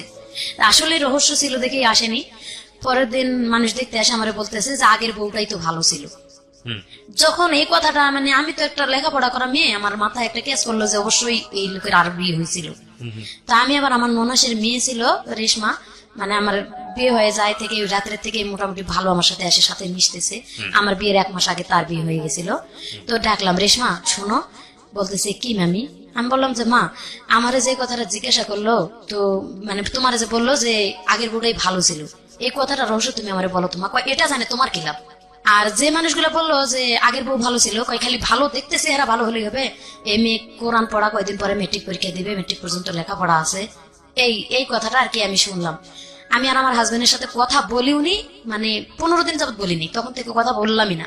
আমি মানে 3 দিনের দিন আমার আব্বা আসে নিয়ে গেল, আসে কথা বললেন না কেন? ওই কথাটা আমার মাথায় কেস করলো যে আগে বিয়ে হয়েছিল। ও আচ্ছা আচ্ছা, ওকে। মানে মানুষে বললো যে সকালবেলা, আগে রাত্রে তো কথা বলার মতন সুযোগ হয়নি, বিয়ে করে নিয়ে এসে ওই আমার ননাসের বাড়িতে উঠাইলো, যার যার ঘরে সবাই যাই ঘুমাইলো। আমি আমার নানির একটা ঘর দিল, নিয়ে ঘুমাইলাম। আমার ননাস এক পাশে খাটে ঘুমাইলো, আমরা এক পাশে চকিতে ঘুমাইলাম। রাত পোয়ালে আর কি মানুষ দেখতে আসলো, ওই আসে ওই কথাটাই বলছে। আমার হাজবেন্ড ঘুমের থেকে উঠার আগেই আর কি এটা বললো। তখনই আমার মাথায় একটা কেমন জানি কেস করলো, আমি আমার হাজবেন্ডের সাথে কথা বললামই না। আমার হাজবেন্ড আমার আলাদা করে ঘরের মধ্যে ডাকলো একবার, তো আমি যাচ্ছি না, পরে আমার নানি সাথে করে নিয়ে গেল, কি কি লাগবে আমার, মানে কসমেটিক কিছু লাগবে কিনা। আমি কথা বলি নাই, বের হয়ে চলে আসছি। আর 3 দিন পরে আমার বাপের বাড়িতে আসলাম। বাপের বাড়িতে আসি আমি বললাম যে আপা, যে ছেলের অবশ্যই বিয়ে হয়েছিল, না হলে কেন এই কথাটা মানুষে বললো? তা আমার আব্বা বলতেছে যে মিথ্যা কথা কয়, যদি বিয়ে দেয়, গ্রামের একটা ছেলে, আমি সহজ সরল মানে বিশ্বাস করলাম, সে যদি নিয়ে তোমার কোনো জায়গায় ফালায়, আমি এটা দেখতেছি। পরে আমার নন্দু আর কি, উনি সাথে আসছিল আমাদের, তো ওনারে ডাকে আমার আব্বা আলাদা করে জিজ্ঞাসা করছে যে দেখ, তুই হয়তো গ্রাম সম্পর্কে ভাই হ বা এখন মেয়ের নন্দু হ, যে কোনো একটা আত্মীয় কিন্তু হয়ে গেছে, তো এটা আমার সাথে মিথ্যা কথাটা বললার কোনো কারণ ছিল, কেন এটা করলাম? তো ভাইয়া বলতেছে যে ওটা কোনো ব্যাপার না, মেয়ে নিজের থেকে ডিভোর্স করে চলে গেছে। আচ্ছা, তো অবশ্যই কোনো কারণ আছে, তাছাড়া তো মেয়ে ডিভোর্স করে চলে যাবে না। বলতেছে ওগুলা নিয়ে আপনার চিন্তা করার কারণ নাই, আমি আপনার মেরে নিয়ে গেছি, যদি আমার শালা ভাত না দেয় আমি ভাত দেব। এখানে বলে আর কি 3 দিন থাকলাম। 3 দিন পরে নিয়ে গেল শ্বশুর বাড়িতে গেলাম। আজকে যাওয়ার পরে কালকে আমার ঘর, মানে বলতেছে যে তোমরা এই যে হাড়ি পাতিল, 2টা করে হাড়ি পাতিল বের করে দিল, এটা 2টা করে, এটা তোমার আলাদা সংসার, তুমি আজকে থেকে রান্না করে খাবা। তো যতই বাবার বাড়িতে ছোটবেলা তো অনেক কাজ করি, কিন্তু নতুন একটা সংসারে যাইতে গেলে নতুন ভাবে আমি কিছুই বুঝি না, কিভাবে রান্না করে খাবো। বাজার নাই, খরচ নাই, কিচ্ছু নাই, খালি হাড়ি পাতিল আলাদা করে দিল। আমি আমার ননাসারে যে গেলাম যে বাজার খরচ নাই, কয় তোর জামাই রে কো, তোর জামাই রে কো আনে দিক। তো আমি তো তার সাথে কথাই বলবো না, এরকম একটা আমি কথা বলিই নেই। আমি কথা বলি নাই, ও নিজে থেকে বাজার করে নিয়ে আসলো আর কি। আমি ওটা শুনলো যে কিভাবে কি রান্না করব, বাজার করে নিয়ে আসলো, নিয়ে এসে দিল, রান্না করলাম। ওই 1 কেজি চাল, 1 কেজি ডাল, 8 আনা 4 আনা লবণ, এরকম করে আর কি বাজার করে আনি দিল গ্রামের দোকান থেকে। তো ওইভাবে আর কি সেদিন রান্না করে দিলাম। আমি রান্না করে খাইতেও ডাকি নেই সেদিন, ওর মতো ও উঠাই নিয়ে খাইলো। এবং পরের দিন ও নিজে থেকে বাজার করে, আমি রান্নাও করলাম না, আমার এবার রান্না করে ওই খাওয়াইলো। আচ্ছা, মানে আমি এতটা মানে ব্রেনে চাপ দিয়ে যাচ্ছি, এর মধ্যে আমার ননাস কয় কি ডাক দিয়া কয় তোর বাপের বাড়ি থেকে টাকা নিয়ে এসে জায়গা কিনে বাড়ি করতো। কয়দিনের বিয়ের এটা পরে? মনে হয় 4 দিন 5 দিনের দিন। বলতেছে যে তুই জায়গা কিনে তোর বাপের কাছ থেকে টাকা আনে জায়গা কিনে তোরা বাড়ি কর। আর তখন জায়গার দাম 500 টাকা শতাংশ। 97 সালে শেষের দিকে আমার বিয়ে হয়েছিল, তো 500 টাকা শতাংশ। কিন্তু ওই জ্ঞানটাও তো আমার ছিল না যে কি বলতেছে ওরা, যে বাড়িঘর দেখে বিয়ে দিছে এটাই আমার শ্বশুরের আসল বাড়িঘর, কিন্তু ওটা ওরা লিখে নিছে আগে। এবং এটা ওরা ফ্যামিলির সবাই জানে, এই জন্যই আমার ভাসুর আমার বিয়েতে আসেনি। বলছিল যে তুই জায়গা কিনে বাড়ি করবি, তারপর বিয়ে করবি। আচ্ছা, আমি যখন কান্দাকাটি করছি তখন আমার ভাসুর এই কথাটা শুনে আর কি বলছিল, আমার জাল আমার ডাকে নিয়ে গেল, আমি অনেক কাঁদতেছি, আমার জাল ডাকে নিয়ে গেছে যে তুই কাঁদতেছিস কেন। তো আমার হাজবেন্ড আমার বারবার জিজ্ঞাসা করতেছে তুমি কান্দো কেন, আমি তার সাথে একদম কথাই বলি না। তখন ভাই বউর কাছে যাই বলছে আরেক বাড়িতে, ভাই বউ আসে আমার ডাকে নিয়ে গেছে যে মুর্শিদা তোর কি হয়েছে, আয় আমার কাছে, কি হয়েছে বল। আমি বলছি যে আপা আমার এইভাবে বলছে যে জায়গা নাকি কিনে বাড়ি করতে হবে। তখন আমার ভাঙে বললো ঘটনাটা, আসলে ওর বিয়ে করছিল, বিয়ে করে ওর ভালো ছিল না, যার কারণে আমার শ্বশুর মরার আগেই ওর যে সম্পদটুকু এটা ছোট বোনের নামে লিখে দিছিল, এবং ছোট বোনকে বলছিল যে তুই তোর ভাইরে এই জায়গাটা ছাড়ি দিবি বাড়ি করার জন্য। সে না দিয়ে ওটা ছোট বোন বিক্রি করে আর কি তার হাজবেন্ডকে দিছে। এখন তোমাদের আসলে জায়গা বলতে কিছু নাই, তুমি জায়গা কিনেই বাড়ি করতে হবে। কিন্তু ওর টাকা পয়সা আছে, কোথায় আছে টাকা পয়সা, কয় ওর এই যে এই দুলাভাইয়ের কাছেই 15,000 টাকার মতো রাস্তার কাজ হয়েছে, ও কাজ করে টাকা রাখছে, ওই টাকা নিয়ে ওর সাথে আগেও গন্ডগোল হয়েছে, এই জন্য তোমার ভাইসের বিয়েতে যায় নাই। বলছিল যে তোর টাকা আছে জায়গা কিনে বাড়ি করে তুই বিয়ে কর। তো ওটা শুনে নাই যখন, এই জন্য তোর ভাইসের বিয়েতে গেল না। তা আমি আবার মানে বাধ্য হয়ে তখন আমি আমার বাপের বাড়িতে গেলাম। আবার সেদিন আমি আমার ননাসের কাছে বললাম যে আপনার ভাই বলেন আমাকে নিয়ে যাই, তুই আসুক, আমি আমার বাপে বলে টাকা নিয়ে আসবো। এই কথা আমার মেন রহস্য, আমি যে আমার আব্বার কাছে আবার ঘটনাগুলো খুলে বলবো। আস্তে আস্তে একটা করে সমস্যা বাড়তেছে। প্রথম হিসেবে বিয়ে করছে, দ্বিতীয়ত জায়গা জমি নেই, বাড়ি ঘরে নেই। তো আমার আব্বাকে যাই যখনই বললাম যে আব্বা 15 দিনের জায়গা এটা, গেলাম বাপের বাড়িতে, তো আব্বা বলতেছে যে জায়গা জমি যখন নাই, আমার এখানে অনেক জায়গা আছে, তোমরা এখানে বাড়ি করে থাকবা, যদি ছেলে ভালো হয়। আর যদি দেখি ছেলের কোনো দোষ আছে, তা আমি সময় থাকতে তোমার ডিভোর্স করে অন্য জায়গায় বিয়ে দিয়ে দেবো। এটা 15 দিনের মাথায় আব্বা বললো। তা আম্মা বলতেছে যে মেয়ে মানুষের বিয়ে মা একবারই হয়, এটা বলে কোনো লাভ নাই, তুমি একটু কষ্ট করে পারলে করে খাও, দেখো। তো তখন আমি আবার আমার হাজবেন্ডের সাথে আমার বাপের বাড়িতে এসে কথাও বললাম, বা আমাদের মধ্যে মিলামিশাও হলো। পরে আমি বুঝাইলাম যে জায়গার যখন দাম কম আছে, বাপের বাড়িতে থাকার থেকে আসলে নিজের ওইখানে জায়গা কিনে বাড়ি করা ভালো। তা আমার আব্বা কি দিতে চাইছে, তোমার ভগ্নিপতিরে ডাকো, এখানে কি টাকা দিতে চাই বা কি দেয় আমার আব্বার কাছে। আমি কিন্তু আমার আব্বার সাথে ওই আগের থেকে একটু কথা, যখন আমার খুব মারধর করতো তখন থেকে কথা কম বলতাম, আব্বার সাথে কথা বলিই না বললে চলে। ওই বিয়ের পরে যাই খালি একটা কথাই বললাম যে আব্বা কোন বাড়িতে আমার বিয়ে দিলা, এই কথা মানুষে বলে। আর তারপরেও কথা বলি নাই। এই যে আমার আম্মার সাথে বললাম, আম্মা বলতেছে তোমার টেনশন করা লাগবে না, আমি দেখি এটা। পরে আব্বা আমার আম্মার কাছে বলে দিয়েছে যে আমার জায়গা জমি আছে, ওরা এখানে বাড়ি নিজেরা পরিশ্রম করে ওদের টাকা দিয়ে বাড়ি করুক, আমি জায়গা ছাড়ে দেবো। এই যে আমার জামাইয়ের শুরু হলো এখান থেকে, মানে বাদাম মাপনা, বিয়ের পরের থেকেই কোনো কাজ কাম করে না। তো আমার আম্মা আজকে আমার দুলাভাইয়ের সাথে পাঠাই 40 টাকা হাজিরা, দিন হাজিরা কাজ করতো। তখন 40 টাকার কাজ করলেও কিন্তু 20 টাকা খরচ করে 20 টাকা থাকতো। কিন্তু একদিন কাজ করলে আর 7 দিন কাজ করে না। আর গাঁজাখোর ছেলেদের সাথে ঘুরাফেরা, প্রায় শোনা যায় যে সে গাঁজা খায়। কিন্তু আমি এটা মানে খেয়াল করতে পারিনি, আমি তো তখন ছোট মানুষ, একেবারে বেশি বড় না, এতটা বুঝার মতো জ্ঞান নাই। তো আমি বলি, মানুষ আসে আমার বলে আপু বুবু, গ্রামের ভাষা বলে তো বুবু, বুবু দুলাভাইয়ের অমুক জায়গায় দেখে আসছে গাঁজা টানতে। তো আসলে আমি সুন্দর মতন বললেই, মানে মায়ের বাড়িতেই আমার রাত্রে যদি বিছানায় শুয়ে আমি বলতে যাই কথাটা, আমার পাও দিয়ে গুড়ি দেয় অথবা লাগতে খাটের উপর থেকে ফালাই দেয়, মারে। এই কথাটা আমি আব্বা আমারে বলি নাই প্রথম অবস্থায়, আমারে মারে, আমি ওখানেই চেক দিয়ে থাকি, মারে ওখানেই চেক দিয়ে থাকি, এবং ওর পাও ধরে ধরে বলি প্লিজ ভাই তুমি একটু ভালো হও, আবার তোমার একটা ওয়াইফ কিন্তু ভালো, এই যে তুমি যদি ভালো থাকতা তাহলে কিন্তু যাইতাম, এই কারণেই হয়তো গেছে। এইটা বললে আরো বেশি মার, তুই ওটা দেখতে যাস কেন, আমার আগের ওয়াইফ ছিল। এই যে শুরু হয়ে গেল, তার মানে বেগ রিপোর্টটা ওখান থেকে আমি পাইলাম। আর আমার বিয়ের 2 মাস পরে আমার প্রথম বাচ্চা পেটে আসছে। জি। আমি বাপের বাড়িতে থাকতেছি এভাবে 8-9 মাস আর কি। ও কোনো কাজই করে না। আমার ছোট যে 2 ভাই ছিল, সবার ছোটটা কাজ করতো না, কিন্তু আমার ছোট যেটা ওটা ব্রাক স্কুলে পড়তো যখন আমার বিয়ে। ওকে। তো ব্রাক স্কুল থেকে লেখাপড়া করার পরে বিকেল বেলা মাঝে মাঝে দুলা ভাইয়ের সাথে যায়, খোয়া টোয়া ভাঙতো। তো ওরে যাইতে কইতো আম্মা, ও ভাঙতো না। আম্মা আলাদা করে দিল যে তোমরা তোমাদের মতন বাজার করে যা করে খাইতে পারো তোমরা খাও। ও তো কাজই করে না, আমারে খাওয়াবে কোথা থেকে। এইভাবে দুলাভাই টানে টানে নিয়ে যায়, একদিন কাজ করলে আর 4 দিন করে না, একদিন করলে আর 4 দিন করে না। মানে এমন একটা সিচুয়েশনে আসলো, আমার আব্বা আমার পেটের বাচ্চা নষ্ট করে আমার ডিভোর্স করাবে। আপনার বাবা করছে এটা? আমার বাবা এটা করতে যাচ্ছে, আমার হসপিটাল নিয়ে যাবে। রাত্রে আমার হাজবেন্ড বুঝতে পারছে যে কালকে আমার হসপিটাল নিয়ে যাবে। আমি শুকায়ে মেরা হয়ে গেছি, একবারে খাইতে পারি না। একে তো আর প্রথম বাচ্চা পেটে এসছে, আমি বুঝি না কোনো কিছুই। বমি আসে এবং যেটুকু খাই ওটুকু বমি হয়ে যায়, ভালো মন্দ কোনো খাবার নাই। আর আম্মার ভাত আমি রাগ করে খাই না। আমার আম্মা আমার জামাইরে মানে অনেক খারাপ আশা করে বকাবকি করে, যে কুইরা খাটে না, বাদাইম্মা, এটা সেটা অনেক কিছু খারাপ করে বকে। আমার এটা শুনতে খারাপ লাগে। বিয়ে তো তোমরাই দিছো, কেন আগে দেখলা না? আর আমার ভাত রেখে তুই যায় পাতিলে আম্মা, যে এই ভাতটুকু উঠাই নি, তুই খাই থাকবি, ওরে ভাত দিবি না। ও ভাতটুকু পাতিল থেকে উঠায় মা খায়, আমার কয় কি আয় তোরে হাত দিয়ে তুলে খাওয়াই দিই, আমিও খাই। আমি কইতাম তুই বেলজ্জা থেকে এই ভাতটি এইভাবে খাইতেছস, তোর সামনে কয়ে গেল যে তোরে ভাত দিতাম না, আমারে খাইতে কয়ে গেল, তুই কোন হিসেবে ওই ভাতটা উঠেছিস খাইতে? আমি খামো না, তুই কামে করে না খাওয়াইলে। আমার মায়ের ভাত আমি খামো না, তুই খাস কে? কয়ে যতক্ষণ আছে ততক্ষণ খামু, যখন থাকবো না তখন খামো না। মানে এমন বেলজ্জা। ওকে। তো এইভাবে চলতে চলতে আমার বাচ্চাটা হয়ে যায়। ওই গ্রামে খালা খালু আছে এদের বাড়িতে, আমি খালার বাড়িতে যাই, 2টা থাল বাসন মাঝে দিয়ে ওখান থেকে খাই আসে চুপ করে থাকি। মামির বাড়িতে 2 থাল বাসন মাঝে দিয়ে ওখান থেকে খাই আসে চুপ করে থাকি। মানে এত একটা পজিশনে আসলো যখন প্রায় 7 মাস বাচ্চা, তখন আর আব্বা শুনবেই না, আমার আব্বা নষ্টই করবে বাচ্চা, আর ও রাখাই যাবে না, ওর জীবনটা নষ্ট হয়ে যাবে। তো হাসপাতালে নিয়ে যাওয়ার জন্য বের হয়েছে, ও কান্দাকাটি শুরু করে দিচ্ছে, আমি ভালো হয়ে যাবো, ওরে হাসপাতালে নেন না। আগের বউ নাকি 9 মাসের বাচ্চা নষ্ট করেই, একবারে মানে দিন পুরো এটা 9 মাসের বাচ্চা নষ্ট করেই ওরে ডিভোর্স করছে। তো সেই হিসাবে ও জানে, এটা ওর অভিজ্ঞতা আছে।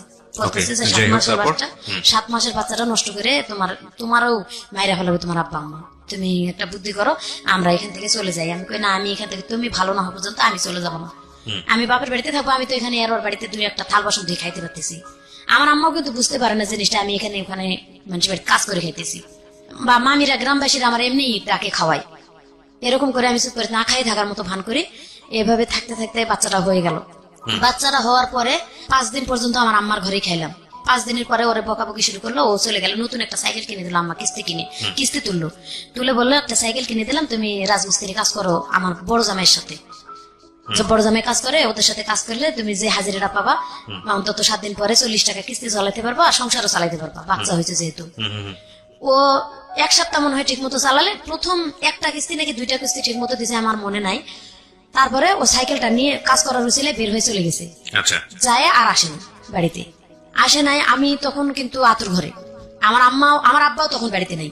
আমার আব্বা আগে থেকেই মাঝে মাঝে বাড়িতে থাকতো না, 4-5 মাস। আমার বাচ্চা যে সময় হয়েছে ওই সময় আমার আব্বা বাড়িতে নেই। ওকে। আমার আম্মারও দিন কষ্টে যাইতেছে খুব। আমার ভাইরা 2 ভাই যে খোয়া টোয়া বাড়ি যা যেটুকু নিয়ে সেইটুক দিয়ে তারা চলে না, আমারে কি খাওয়াবে? আর আমার আম্মা আমার যদিও 4টা ভাত দেয়, আমি কিন্তু খাই না, বকাবকি করে দেয় ভাতটা। পরে ওই বড় আম্মারা দিয়ে গেলে আমি খাই। প্রিয় শ্রোতা, আমরা ফিরে যাচ্ছি আমাদের অতিথির গল্পে। জি। এভাবে যখন 13-14 দিন হয়ে গেল, বাচ্চার বয়স প্রায় 23 দিনের মতো, সেদিন হঠাৎ করে ব্যাগ ভরা বাজার নিয়ে আমার জামাই বাড়িতে উপস্থিত। মানে কি বলবো, এদিন আনন্দর আর শেষ নেই। ব্যাগ ভরে 2টা মিনু শাড়ি ইন্ডিয়া থেকে, এবং বাচ্চার জন্য একটা তোয়ালা, বাচ্চার জন্য 2টা গেঞ্জি প্যান্ট, এভাবে নিয়ে ব্যাগ ভরে চাল ডাল মাছ তরকারি নিয়ে চলে আসছে। সাইকেল নাই। তো বাড়িতে এসে ঢুকে দেখে আম্মা বলতেছে সাইকেল কোথায়? কই সাইকেল আছে। ভাত রান্না করলাম, খাওয়াইলাম। ও তো 12-13 দিন পর বাড়িতে আসছে। আমিও মানে আনন্দতে, যেহেতু বাজার করে নিয়ে আসছে, যাক ভালো হয়ে গেছে। ও রান্না বান্না করে খাওয়াইলাম। আমার মামি বলতেছে যে তুই যে রান্না করে খাওয়াইলি, দেখ তোর সাইকেল বিক্রি করা টাকা দিয়ে তোর বাজার করে নিয়ে এসে খাওয়াইছি। আমি বলতেছি যে না, সাইকেল বিক্রি করবি কা? ও তো বলছে সাইকেল আছে। আম্মা ভাত খেতে দিয়ে বসে, আম্মা চালাক কত, ভাত খেতে দিয়ে বলতেছে যে সাইকেল কোথায়? তখন বলতেছে সাইকেল নিয়ে আমি শাড়ির ট্রিপ মারতে গেছিলাম ইন্ডিয়ার থেকে, তো ওখানে বিটিআরে ধরছে সাইকেলটা। আম্মা বলতেছে তুই এখন আমার বাড়ি থেকে বের হবি, তোরা ঝাড়ু দিয়ে পিটাই বাড়ি থেকে বের করবি। তুই বিক্রি করছিস না বিটিআরে দিয়েছিস তা জানি না, এখন সারাটা বছর কিস্তি চালাবি কে? তুই তো বউরে ভাত দিতে পারস না। হুম। তো মার সাথে ওর মোটামুটি তর্ক চলতেছে, তর্ক করে রাত্রে থাকলো। এমন এমন দিন গেছে আমার আম্মা, ধরেন ও তো আমারে মারে, অত্যাচার করে, আমি মনে করেন ওর সাথে চাই না যে মিলামিশা করি বা ওর সাথে কথা বলি। আমি ওই বাচ্চা রেখে গলায় ফাঁস নেওয়ার জন্য মাঠের মাঝখানে একটা আম গাছ আছে, দড়ি নিয়ে যায়, অনেকক্ষণ দাঁড়িয়ে থাকি। আর আমার বাচ্চাটার কথা মনে পড়ে যে আমি বাচ্চার বয়স কত তখন? প্রায় 25 দিন মতো, ওকে। যে আমি যদি এই বাচ্চাটা রেখে মারা যাই, আমার আব্বা আম্মা তো ওরে দেখতেই পারে না, ওর সন্তান তো দেখবেই না। যখন পেটে তখনই আমরা নিজেরাই মনে করেন ছোটবেলা থেকে ফ্যামিলিতে অত্যাচারিত, আমার সন্তান তারা কিভাবে মানুষ করবে? এবং বাপ তো ভালো না। আবার সেটা নিয়ে ফেরত চলে আসি বাড়িতে, আসে আমার সন্তানের বুকে নিয়ে আমি কয়েক মানুষের বাড়িতে কাজ করে কামাই সন্তান নিয়ে, তাও যাক নিজের জীবনটা শেষ করলাম না। পরে ভাইয়া ওখান থেকে আবার বুঝাতে শুরু করলাম যে ভাই দেখ, একটা সন্তান হয়েছে, বাচ্চাটার মুখের দিক তাকায় তুই ভালো হ। আবার কিছুদিন মাঠে কৃষি কাজ হলো, কিছুদিন কাজ করলো কৃষি কাজ, মানে 15 দিন যদি, মানে 1 সপ্তাহ কাজ করলে আর 15 দিন বসে থাকি, 1 সপ্তাহ কাজ করলে তারপরও চলতো যে 1 সপ্তাহ তো কাজ করতেছে। এভাবে করে নেশা করতো, কাজের কথা বলে মারধর করতো। এভাবে আমি একটা মানে কিস্তি থেকে আমি টাকা উঠাইলাম, উঠাইয়া ভ্যান কিনে দিলাম একটা, যে এই ভ্যানটা চালাও, অন্তত একবেলা চালাইলে আর একবেলা বসে থাকলে দিন চলবে। তো ভ্যান প্রায় মাস 3 মতো চালালো, মোটামুটি ভালো চললো ওই সময়টা, ওই 3টা মাস মোটামুটি আর কি চলে। এভাবে কিস্তি চালাইতে থাকলো। 3 মাস পরে ভ্যান থেকে বলতেছে এখন ভ্যানে ইনকাম কম, আমি ওই যে কাঠ ফাড়ে যে মিলে, আমি কাঠ ফাড়া কাজ করতে যাব, আর হচ্ছে ভ্যানটা ঘরে তালা মারে দিয়ে যাই। ঘরে তালা মারে দিয়ে ও কাঠ ফাড়া কাজে 1 সপ্তাহের মতন কাজ করলো। আমার আব্বা কি করছে, ওই ভ্যানের চাবিটা আমার কাছ থেকে কয়েছে, ভ্যানের চাবিটা দেও তো। কি করতে কয় কুশারের, আমার আব্বা কুশার আবাদ করতো, বলছে কুশারের পাতাগুলো আনা লাগবে ভ্যানে করে খেতেতে। আমি চাবি বের করে দিয়ে খালার বাড়িতে যাই বসে আছি। আম্মা যাই বলতেছে তোর আব্বা যে ভ্যান বিক্রি করতে নিয়ে গেছে তুই জানিস? আমি বলছি আমারে তো বলছে কুশারের পাতা আনবে, ভ্যান যে বিক্রি করতে যাবে এটা তো আমারে বলে নাই। আর জামাই যেরকম শ্বশুর সেরকম, ওই আসলেই তো লাগবে এখন ঝগড়াটা। মোটামুটি আম্মার সাথে আমার ভালো হয়ে যাবে তর্ক, যে সময় নিয়ে যাই তুমি আমারে বললা না কে। আম্মা আবার বলতেছে যে তুমি চাবি দিছো কে। এভাবে তর্ক করে থাকলাম। রাত্রে আমার জামাই আসলো, আব্বাও ভ্যান বিক্রি করে চলে আসলো। তো আমার জামাইরে ডাকে বলতেছে যে জামাই রাগারাগি করেন না, ভ্যানটা আমি বিক্রি করে আসছি, 2800 টাকাতে বিক্রি করছি, কুশারে সার দেবো, 15 দিন পর আমার কিস্তি উঠবে একটা, ওখান থেকে টাকা তুলে ভ্যান কিনে দেবো। যাক ওই 15 দিন ওসুখ করে থাকলো। যেদিন 15 দিন হয়েছে সেই দিন কিস্তি উঠার খবর নাই, ভ্যান কেনারও খবর নাই। এখন রাত্রে যায় বিরাট গন্ডগোল লাগিয়ে দিল বাড়িতে, আজকে আমার ভ্যান কিনে দিতে হবে, যেভাবেই হোক ভ্যান কিনে দিতে হবে। এখন আমি কিস্তি তুলছি, আমার তো টেনশন এদিকে যে ও ঠিক মতো এমনিতেই পরিশ্রম করে না, এদিকে আবার ভ্যান বিক্রি করে দিল আব্বা। ওই 15 দিন পরে এমন গন্ডগোল লাগলো, ঝগড়ার ঠেলায় ঘর থেকে আমার আব্বা হাড়ি পেতিল সহ আমার বের করে দিল।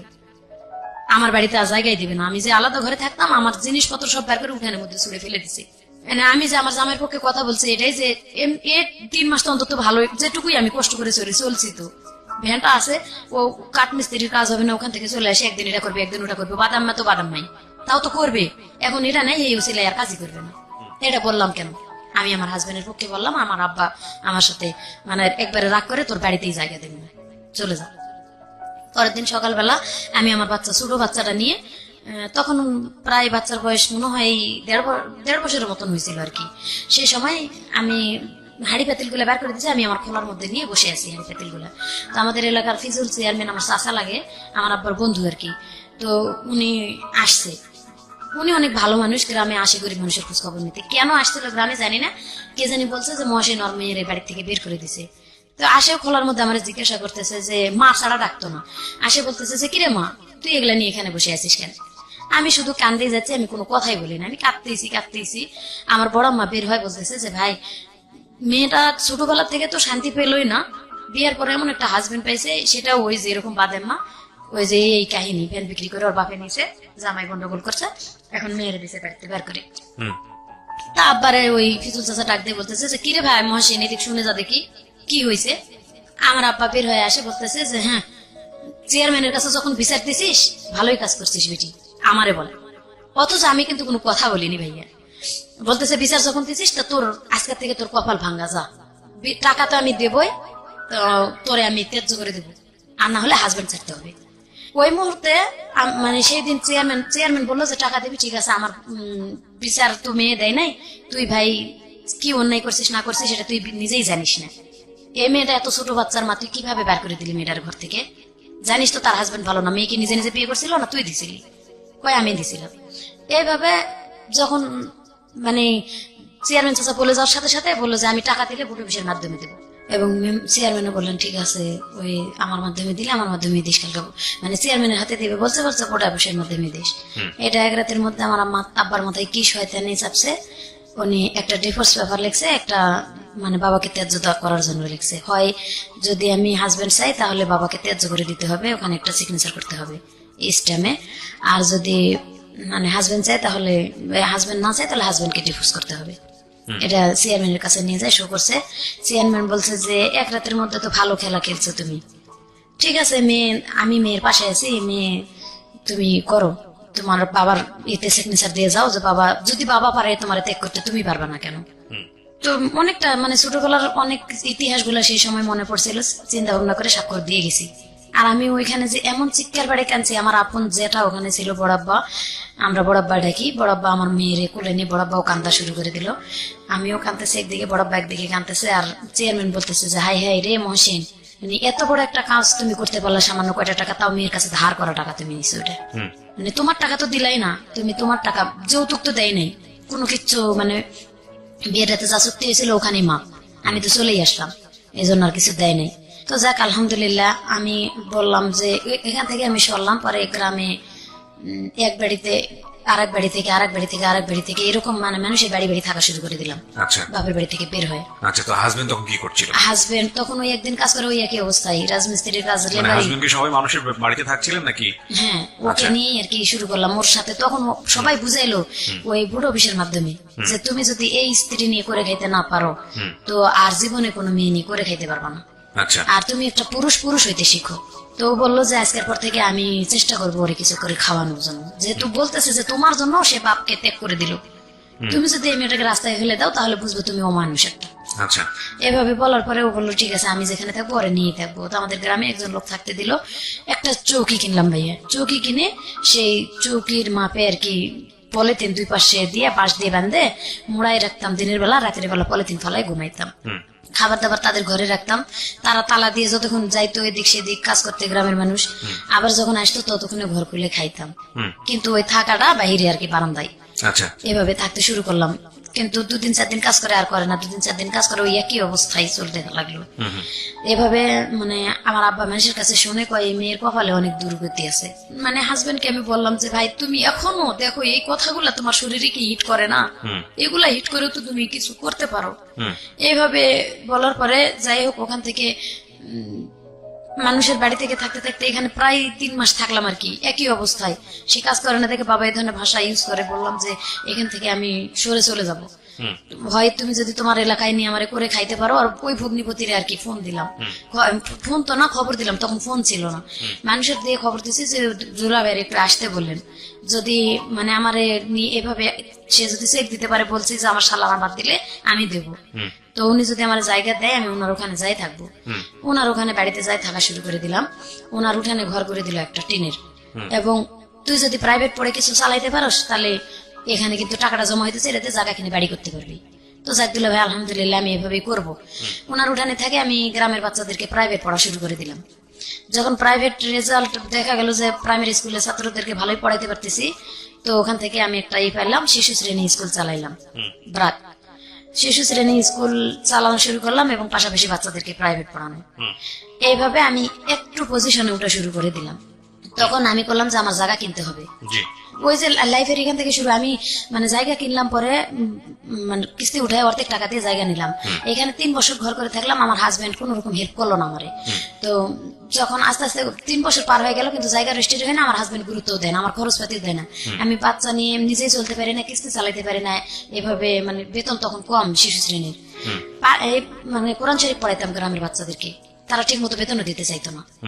পরে মানুষের বাড়িতে ধান সিদ্ধ করা শুরু করে দিলাম, যে সিজনারি একটা ধান সিদ্ধ করলে তারা একটা করে কাপড় দেয়, 2 বাড়িতে করলে 2টা কাপড় দেয়, কিন্তু এক সিজনে 2 বাড়িতে করা যায় না, এক বাড়িতে করলাম এবং স্কুল চালাই এর মধ্যে আবার সবকিছু করা শুরু করে দিলাম।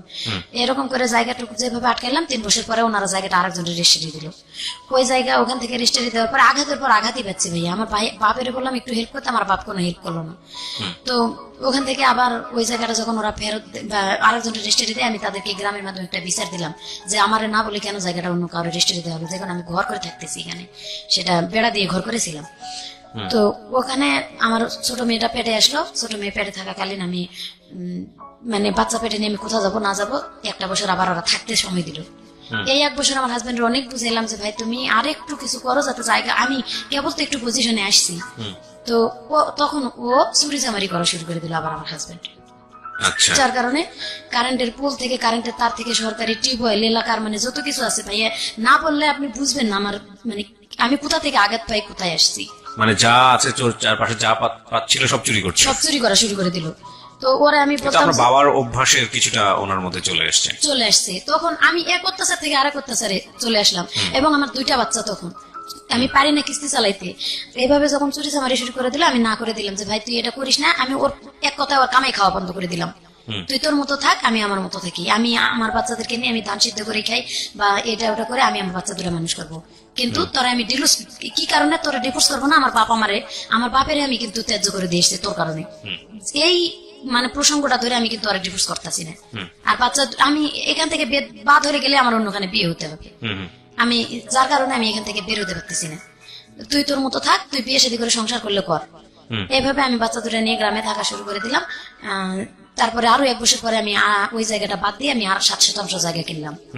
তখন আমার বাবারে ডাকলাম যে আমার জায়গাটা রেজিস্ট্রি করে দিতে। আচ্ছা, এই সম্পর্কে আমি জানি না। ওর ওই ভগ্নিপতি যে বাড়িতে বের করে দিল তারাও ডাকলাম, যেহেতু আমি জায়গাটুকু নিলাম কষ্ট করে, রেজিস্ট্রি করে দিল। তারা বলতেছে যে তুই তোর হাজবেন্ডের নামে দিস না। তো আমি ওর নামে দিলাম এই কারণে, যদি আমি আগে মারা যাই ও কোথায় থাকবে, ওরা তো আমি বাদ দিতে চাচ্ছি না। আমার বাবার উপর টিকে দিয়ে আমি ওরা নিয়ে করে খাইতে চাচ্ছি। ও যা মানে তাই করুক, ওটা ও খাবে, আমারটা আমি খাবো। তখন আমি কিস্তি উঠাইলাম, উঠায় 7 শতাংশ জায়গা কিনলাম। আচ্ছা, কিনে বাড়ি করলাম। ওইখানেও আবার মাঠের থেকে মাটি ঢয়ে, নিজে মাথায় করে মাটি ঢয়ে ঢয়ে ঘর করলাম, 2টা মাটির ঘর করে এখানে থাকা শুরু করে দিলাম। কিন্তু আমি যখন ঋণ হয়ে গেল, জায়গা অনেক 2-3টা সমিতি থেকে কিস্তি উঠাইছি, আমি আর কুলাইতে পারতেছি না। ঘর করার পর আমি আর গ্রামে থাকতে পারলাম না। এ বাড়ি ও বাড়ি থেকে চাল ধার করে খাওয়া শুরু করলাম, ধার করেও আর কুলাইতে পারতেছি না। মানে একেবারে ঋণের বোঝা আমার বেশি হয়ে যেতেছে। তখন আমি ঢাকা চলে আসলাম, আমি ঢাকা চলে যাব। গ্রামের মানুষের কাছে, এর কাছে ওর কাছে 200-100 টাকা ধার নিলাম, যে 100-100 করে ধার দেয়। আমার খালাতো মামাতো ভাই, মানে তখন আমার জামাই খুব মারধর করতো আমারে, খুব প্রচুর। তখন আরো বেশি হলো। ওই যে ও যে কাজগুলো করে আমি করতে দেব না, যার কারণে আমার বেশি অত্যাচার শুরু করে দিল। প্রিয় শ্রোতা, আপনারা শুনছেন প্রাণ মিস্টার ম্যাঙ্গো ক্যান্ডি প্রেজেন্স জীবন গল্প। জীবন গল্পের অতিথির গল্পে আবারও ফিরবো। তার আগে আপনাদেরকে মনে করিয়ে দিচ্ছি, সিচুয়েশন যখন খুব কড়া, মন বসে না কোনো কাজে, তখন মন ঠিক করতে মুখ দিতে পারেন কাঁচা আমের স্বাদে Pran mister mango candy, good mood guaranteed. আর আমাদের আজকের এই গেস্টকে যদি আপনি দেখতে চান, প্লিজ চলে আসবেন আমার ইউটিউব চ্যানেলে। আমার ইউটিউব চ্যানেলের ঠিকানা হচ্ছে www.youtube.com/RJKebriafm। আমি আবারও বলছি www.youtube.com/RJKebriafm। চ্যানেলটি আছে কিবরিয়া আরজে নামে। Please like this channel. আমরা ফিরে যাচ্ছি আমাদের অতিথির গল্পে। জি। কিন্তু যখন আমি এই যে বিপদে পড়ে গেলাম, যে আমি কিস্তি চালাইতে পারতেছি না, মানুষের কাছে মুখ দেখাতে পারতেছি না, দোকানে বাকি, বাচ্চা 2টা তখন ছোট। তো বড় মেয়ের বয়স 5.5 বছর, 8.5 বছর, ছোট মেয়ের বয়স 3.5 বছর। তখন বড় মেয়ে মোটামুটি ভালো পজিশনে লেখাপড়া করতেছে, ক্লাস 5-এ। দেখতেছি রেজাল্ট ভালো, কিন্তু আমি পারতেছি না আর কুলাইতে।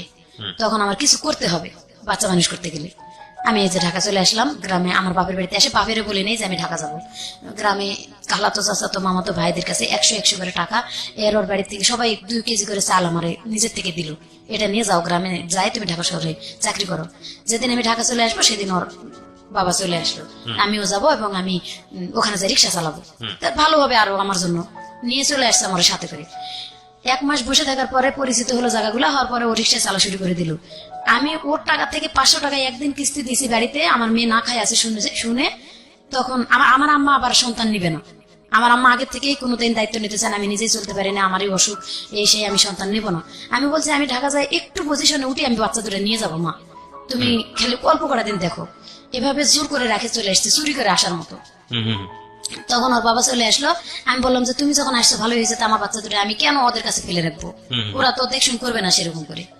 আমার ছোট ভাইয়ের বিয়ে হয়ে গেছিল তখন, ভাই বউ আরো বেশি মানে ই করতো, রাগারাগি করতো, দেখতে পারবে না, মারধর করতো এক কথায় বাচ্চা দুটারে।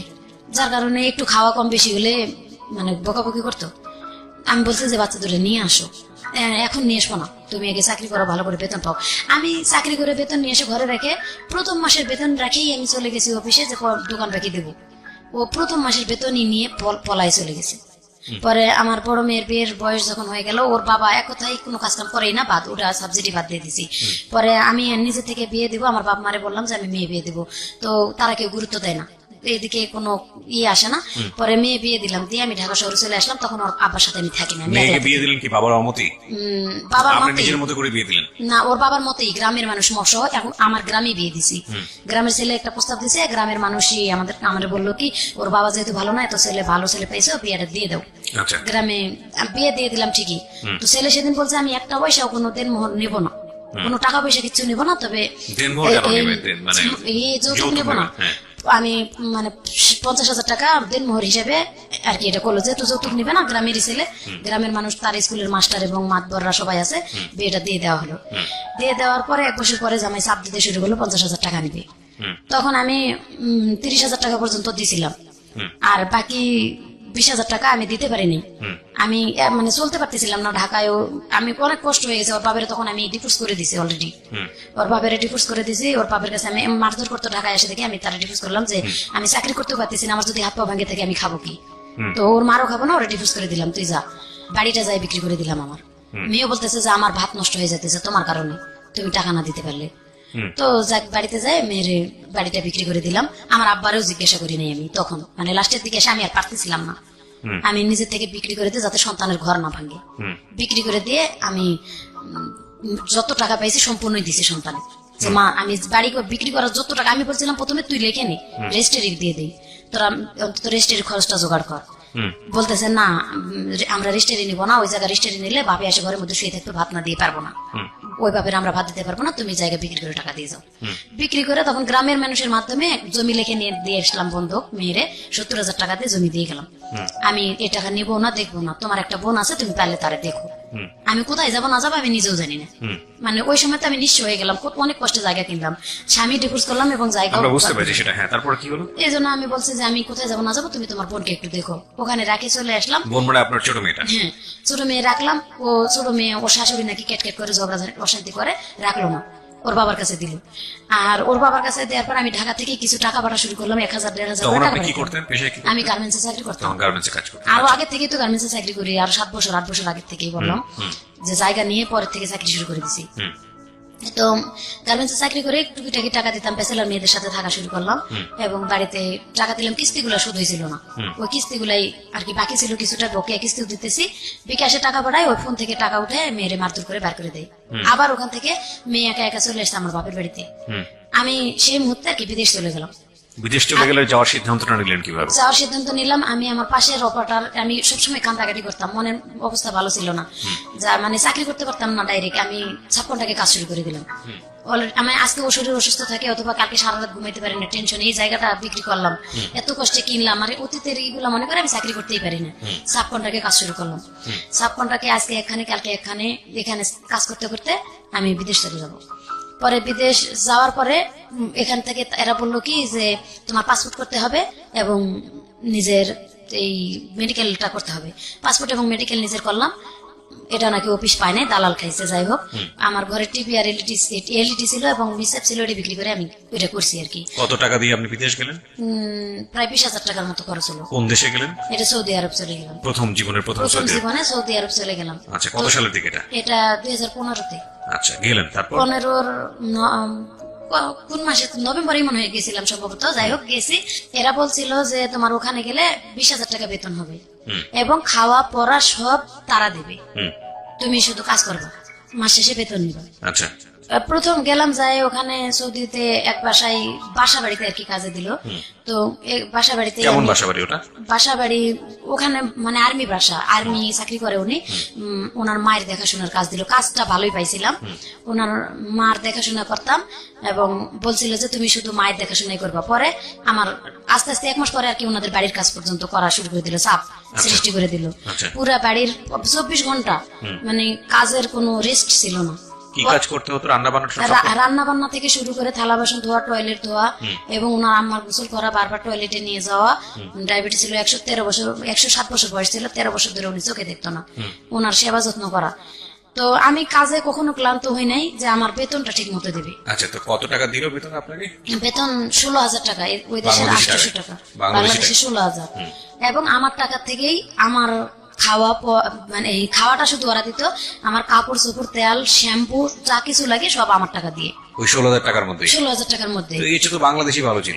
বাংলাদেশে অনেক ওখানে মানে জিনিসের দাম অনেক, যে শ্যাম্পু তেল সাবান যেটা কিনি কুলায় না, তো অনেকের জিনিসের দাম বেশি। তখন আমি গেছি যখন 2 বছর শেষ করে আসি, মানে দেখতেছি ভালো, এর থেকে ভালো পজিশনে অনেকে 1500 টাকা বেতন পায় এবং মালিকে খাওয়া পড়া দেয়। এক এক বাসায় কিন্তু এক এক রকম সিস্টেম। তো আমার যেখানে দিছে সেখানে আমার নিজের টাকা দিয়ে করতে হয়। আমি বলতেছি যাক আমার লাইফটা তো চলতেছে, বাড়িঘর যেহেতু বাংলাদেশে নাই, এখানে অভিজ্ঞতা হইতেছে, অভিজ্ঞতাটা হোক, অন্তত আমি এরপরে অন্য জায়গায় চলে আসবো। 2 বছর ধৈর্য ধরে করলাম, টাকা পয়সা বেশি পাইলাম না, যেটুকুই পাইছি ওই এই ছোট মেয়ের জন্য খরচ পাঠাইছি এবং আমার মোবাইল খরচ, আর যতটুকু সম্ভব ছোট মেয়ের বড় মেয়ের জামাইরে দিছি যে জমি জমা আবাদ করে একটু টাকাটা বাড়ার চেষ্টা করো। ওরা জমি কয়েকটা পয়সাও লাভ হয় নাই, 1 পয়সাও লাভ হয় নাই, ওই টাকা খাটাইতে থাকলো। পরে আর তাদেরকে দিলাম না, দিতে পারলাম না। আমি আস্তে আস্তে আমার উপর চাপ দিতে থাকলো, তোমার খাবার নিজের বাড়তি কিছু খাইলে তোমার কিনে খাইতে হবে, ওদের খাবারটা আমরা খাইতে পারি না। ওখানকার কষ্ট হয়েছে, ওরা মুরগি একটা মানে বড় পাতিলে করে পানি সিদ্ধ করে বড় মুরগিটা, গোটা মুরগিটা চিরে শুধু ধুয়ে কোন রকম রক্ত সহই থাকে ওরকমই সিদ্ধ করে পানিটা, লবণ আর একটু মশলা দিয়ে, কি ধরনের মশলা দেয় ওটা গুঁড়া মশলা দেয় ওরা, দিয়ে পানির মধ্যে সিদ্ধ করে মুরগিটা তুলে পুড়তে দেয়, আর ওই পানির মধ্যে ভাত রান্না করে খায়। ওটি আমাদের খাওয়া সম্ভব হয় না, যার কারণে আমাদের আলাদা কিনে খাইতে হয়। আলাদা খাইলে আমার টাকা দিয়ে কিনে সম্ভব হয় না। মানে কি গন্ধ লাগে বা এরকম কোনো কিছু?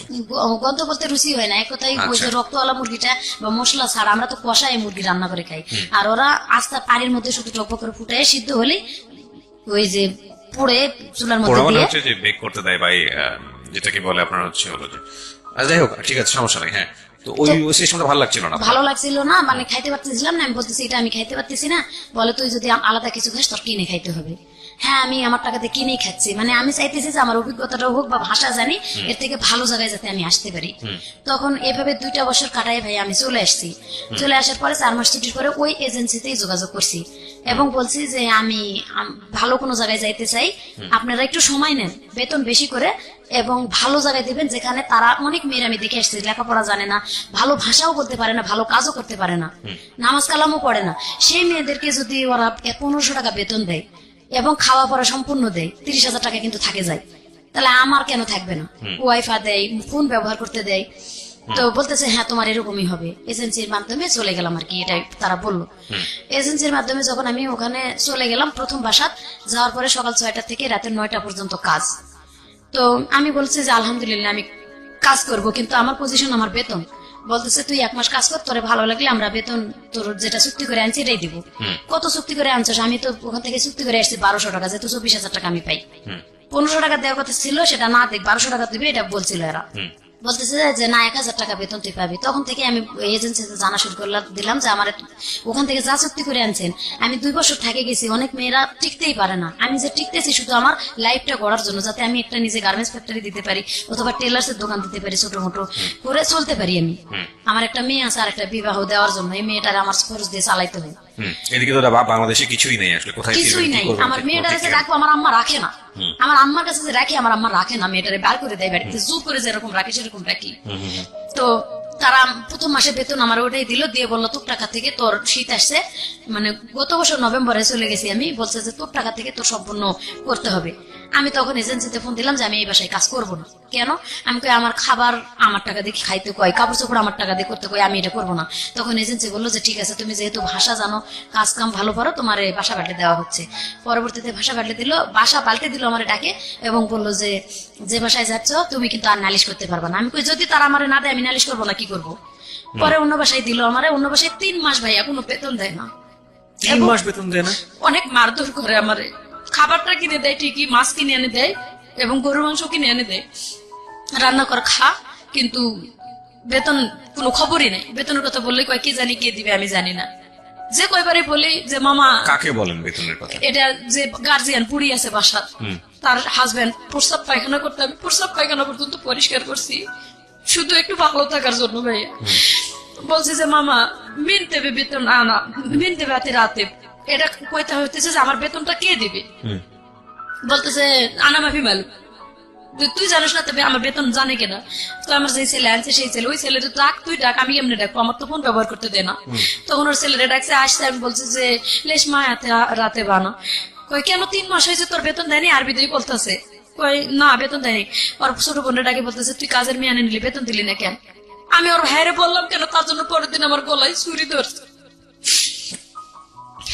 আমার কাছে ফোন নাই ভাই, আমি যে ফোন দেবো বাংলাদেশে, ওদের ফোন থেকে ওর ছোট বোনটা চুরি করে আমার ইমো চালাই দিয়েছিল। আমি ওই যে ময়মনসিং যে ফ্রেন্ড আমার আছে, ওরে বলছে যে ভাই আমার খুব কষ্ট হইতেছে, এবং যাওয়ার সময় ওই স্বাক্ষর দিয়েছিল আমার যাওয়ার, বলছে আমার এরকম কষ্ট, তুমি একটু এজেন্সিতে যাও। এজেন্সিতে ও বারবার যাওয়া আসা করে, ওর কথা বলতেই দেয় না, সুযোগই দেয় না। আমি এই অনুষ্ঠানের মধ্য দিয়ে আমি জানি বিশেষ করে সৌদি আরব, মধ্যপ্রাচ্যের অনেক দেশে আছেন যারা এই অনুষ্ঠানটা শোনেন, নিয়মিত শোনেন, তাদেরকে আমি একটু অ্যাড্রেস করছি।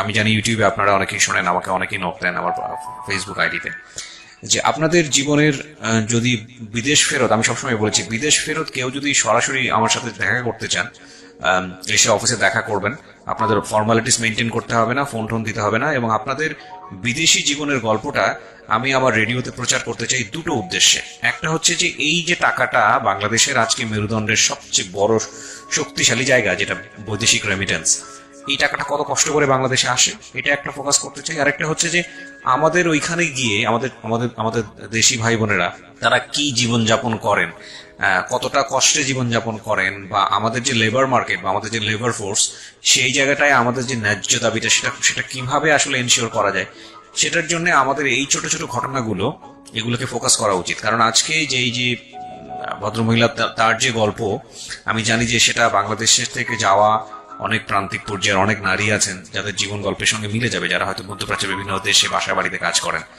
বলেন তারপর কি?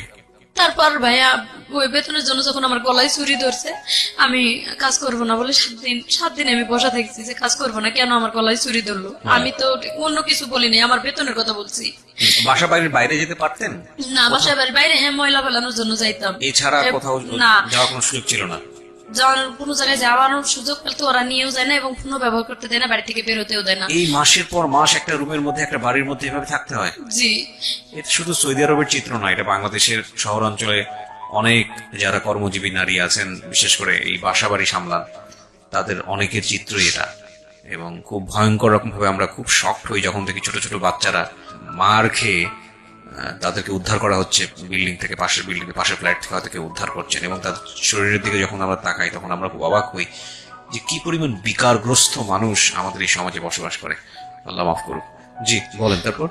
তারপরে আমি যখন 7 দিন বসে থাকলাম, কাজ করলাম না, তখন ওর ভাই এসে আমার আলাদা ঘরে আটকায় রাখছে তারা তালা দিয়ে, এবং ওর মা বারবার বলতেছে যে তুই ফ্রিজ থেকে এটা ওটা খা। আমি শুধু পানি খাইয়েছিলাম 7 দিন, এবং ওর ভাই বউ আমার মানে পাউরুটি মানে কাইটটা পাউরুটি একটু দিছিল, ওইটুকু খাইয়ে 7টা দিন এভাবে কাটাইছে। এভাবে কাটার পরে আমি বলতেছি আমি এখানে কাজ করবো না, আমার এজেন্সিতে তোরা কল দিয়ে, কেন আমার তোরা এভাবে আটকায় রাখছিস? প্রিয় শ্রোতা, জি পরে এজেন্সিতে কল দিয়ে ওর মতো ও কি বলে আসছে বাইরে থেকে, আমার এসে ফোনটা ধরাই দিল। উনি ইয়ার লোক ছিল, নোয়াখালী বাড়ি। উনি বলতেছে যে মুর্শিদা তোর কি সমস্যা, এক বাসায় দিলাম এরকম, একবার তুই করে গেলি ভালো, এবার এরকম কেন? উনি বাঙালি। হ্যাঁ, আমি বললাম একবার আমি করে গেছি ভালো, সহ্য করে গেছি এই কারণে যে আমি যাতে ভাষা শিখলে এর থেকে ভালো একটু পজিশনে আসতে পারবো। আর আমি বলেও আসছি যে আমি দেখছি অনেক মানুষ যারা ভালো মানুষ, আমার কপালে কি এরকম শুধু পড়ে? এই কথাটা বললাম। বলতেছে যে বোন এখানে আসলে হয়তো তোর এজেন্সি মারধর করবে, তুই এখানে না আসে ওরা আরেক বাসায় তোরে দিতে চাই, তুই দেখ আরেক বাসায় যদি ভালো হয় সেখানে করবি। বাট আপনি বললেন না যে আপনাকে 3 মাস যাবত স্যালারি দেয় না? বলছি হ্যাঁ আমার স্যালারি দেয় না, কয় যে তোর স্যালারি দিয়ে তোরে দিয়ে আসবে। তা আমি বললাম আমার স্যালারি হাতে দিয়ে আমারে দিয়ে আয়। স্যালারি দিল না এবং রাত্রে দিয়েও আসলো না, রাত্রে সারা রাত ওখানে রাখলো, রাখে পরের দিন সকালবেলা আমার ফোন কিন্তু যাওয়ার সাথে ওনারা নিয়ে নিছে। পরের দিন ওনার ছোট ভাই আসছে বেড়াইতে, ওনার ছোট ভাইয়ের গাড়িতে উঠে আমার পাঠাই দিল, আমার ফোনও দিল না। এবং আমার যে কাপড় চোপড় গুলো আমি নিয়ে গেছি, আমার ব্যাংকের চেক বই টই নতুন করে চেক নিয়ে গেছিলাম যে আমি আগের বার তো যা করছি এবার ব্যাংকের টাকা জমা বন্ধ, তো মেয়েটার জন্য কিছু করবো। সেই ব্যাংকের চেক তারা নিয়ে গেছে, সবকিছু মানে কোনো কিছু রাখে নাই, মোবাইলের সিম যত সব খুলে নিছে। 3টা সিম ছিল আমার কাছে, 3টা সিম ওই নিয়ে গেছে ওরা। নিয়ে যাওয়ার পরে আমি ওখান থেকে মানে পরের দিন ওর ভাই ছোট ভাই নিয়ে আর এক মেজো ভাইয়ের বাসায় নিয়ে আমার ধুয়ে দিল। তারপর আমি যাই কান্দাকাটি করলাম, আমার খাওয়া দেয় না, এতদিন ধরে আমি না খাইছি, খাইতে দিল, খাইয়াও বললো তার বাড়ি পরিষ্কার, পুরা বাড়ি। সৌদিয়া মহিলারা ভাই এত খারাপ, আমাদের বাংলাদেশি মহিলারা এতটা খারাপ না যে ও তো কষ্ট করে আসছে। পুরা বাড়িটা ধোয়া, একবার ছাদ থেকে নিচতলা পর্যন্ত ধোয়াইলো, বাড়ির ঘর থাল বাসন রান্নাঘর বক্স যা ছিল সব পরিষ্কার করাইলো। করানোর পর কয় কি তুই তো সুন্দর কাজ করতে পারিস, মিয়া মিয়া কাজ তো তোর এরকম করলো কেন, বেতন দিল না? তোরা আমি আমার মায়ের বাসায় কাজে দিব, তুই যাবি? আমি কই মায়ের বাসা আর বোনের বাসা বুঝি না, আমি এসে কাজ করতে, আমার মাস শেষ হবো বেতন দিব, এই বাসায় দিলে আমি যাবো যে কোনো বাসা। 30 তারিখ যেদিন আসবে আমার বেতন দিব, 31 তারিখ পড়বে আমি কাজ করবো না বেতন না দিলে। তখন বলতেছে যে তোর কোনো সমস্যা হবে না, আমার মায়ের বাসায় আমি দিব। 3 দিন ওখানে রাখলাম, ওর মা আসার খবরই নেই। তখন 3 দিনের দিন আমি নিজে পুলিশের কাছে ধরা দিলাম। মানে সকালবেলা আমার মনে করছে যে আমি যাবো না, বাইরে তালা রাখে খুলে রাখে, ওর হাজবেন্ড কাজে গেছে চাকরিতে, আর্মি চাকরি করে। আমি চলে গেছি পুলিশের কাছে, পুলিশের কাছ থেকে জামার আনছে, কয় অফিসে দিয়ে আসতেছি এখনই। এই কথা কয়, অফিসের কথা কয়, আমরা পুলিশের কাছে নিয়ে এসে বাসায় এসে বলতেছে যে কি লাভ মুর্শিদা, দেখ আমরা নিয়ে এসছি আবার, এখন যদি তোরা সারা জীবন আটকে রেখে বেরোতে পারবি না। আচ্ছা, তখন আমি বললাম যে তোদের যদি মানবতা থাকে তো তোরা আমার আটকাবি না, আমি তোদের কি অন্যায় করছি? আমি তো তোদের বাসার কাজের মেয়ে না, তোরা আমার কালকা খাটাইছো, 3.5 দিন ফিরি রাখতেছ, আমি আসি। এতদিন আমার বাংলাদেশে যোগাযোগ করতে দিস না, আমার সন্তানটা কোথায় আছে আমি খোঁজ খবর নিতে পারতেছি না। এভাবে যখন বললাম তখন ওর বউ কইতেছে যে ওর সাথে রাগারাগি করিস না, আমি আমার মায়ের কাছে দিয়ে দিব। ওর মা আসলো, সামনাসামনি কথা হলো, আমার সাথে চুক্তি করালো ওর মার যে 7 দিন ওর মা দেখবো আমারে, আমি যদি ঠিক মতো কাজ করতে পারি তাহলে আমার তার বাসায় রাখে দিব, আর যদি আমার তাদের ভালো লাগে আমি থাকবো না। এভাবে চলে গেলাম 7 দিনের জন্য। 7 দিনের কাছে 15 দিন রাখলো। 7 দিন কাজ করে বলতেছে যে তুই মিয়া মিয়া তোর কাজ ঠিক আছে, আর 7 দিন তুই দেখ যে আমাদের বাসায় কাজ করতে পারবি কিনা। ঠিক আছে, তাও দেখলাম। তখনও আমি বলতেছি যে আমার আগের 3 মাসের বেতনটা নিয়ে এসে দে। বলতেছে যে যদি আমরা তোর 15 দিন পর নিয়ে উকালা করে তাহলে তোর ওই বেতন এনে দিয়ে তোরে নিম। আচ্ছা 15 দিন চলে গেল, সেদিন বলতেছে যে আজকে তোর 15 দিন হয়ে গেছে, আজকে থেকে তোর বেতনের শুরু, তুই কাজ করবি, আমরা উকালা করে নিতেছি। উকালা নিতেছিস, আমার বেতন এনে দে। আমরা জানি না কি অবস্থা, দেখেন কোন পজিশনে আমি আছি, ফোন দেওয়ার যোগাযোগই নেই, নাম্বারও দেয় না, ফোনও দেয় না, বলে কি যে আমরা জানি না।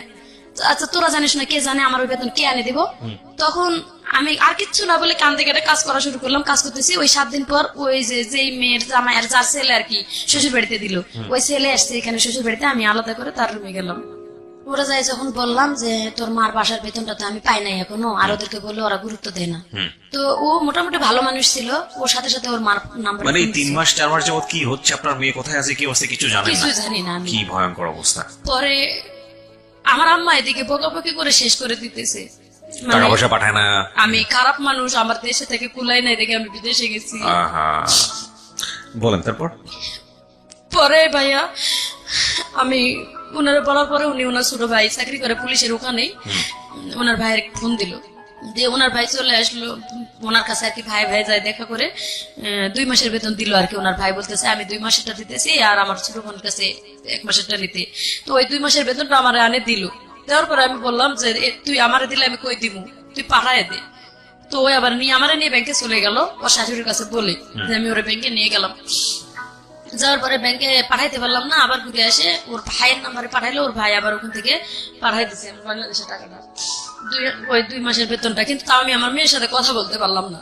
টাকাটা যে পাঠাইছে আমি শুধু ওই যে আমার ওই ফ্রেন্ড আছে ময়মন সিং, ওর ঈদের টাকাটা পাঠাইছি বিকাশে, এবং পাঠাইছি বলছি যে ভাই তুমি আমার মেয়ের খোঁজটা নিয়ে, আমার আম্মার আবার ইমো মোবাইল নাই, মানে আমার মেয়েরও নাই ছোট ইয়া মোবাইল গুলা।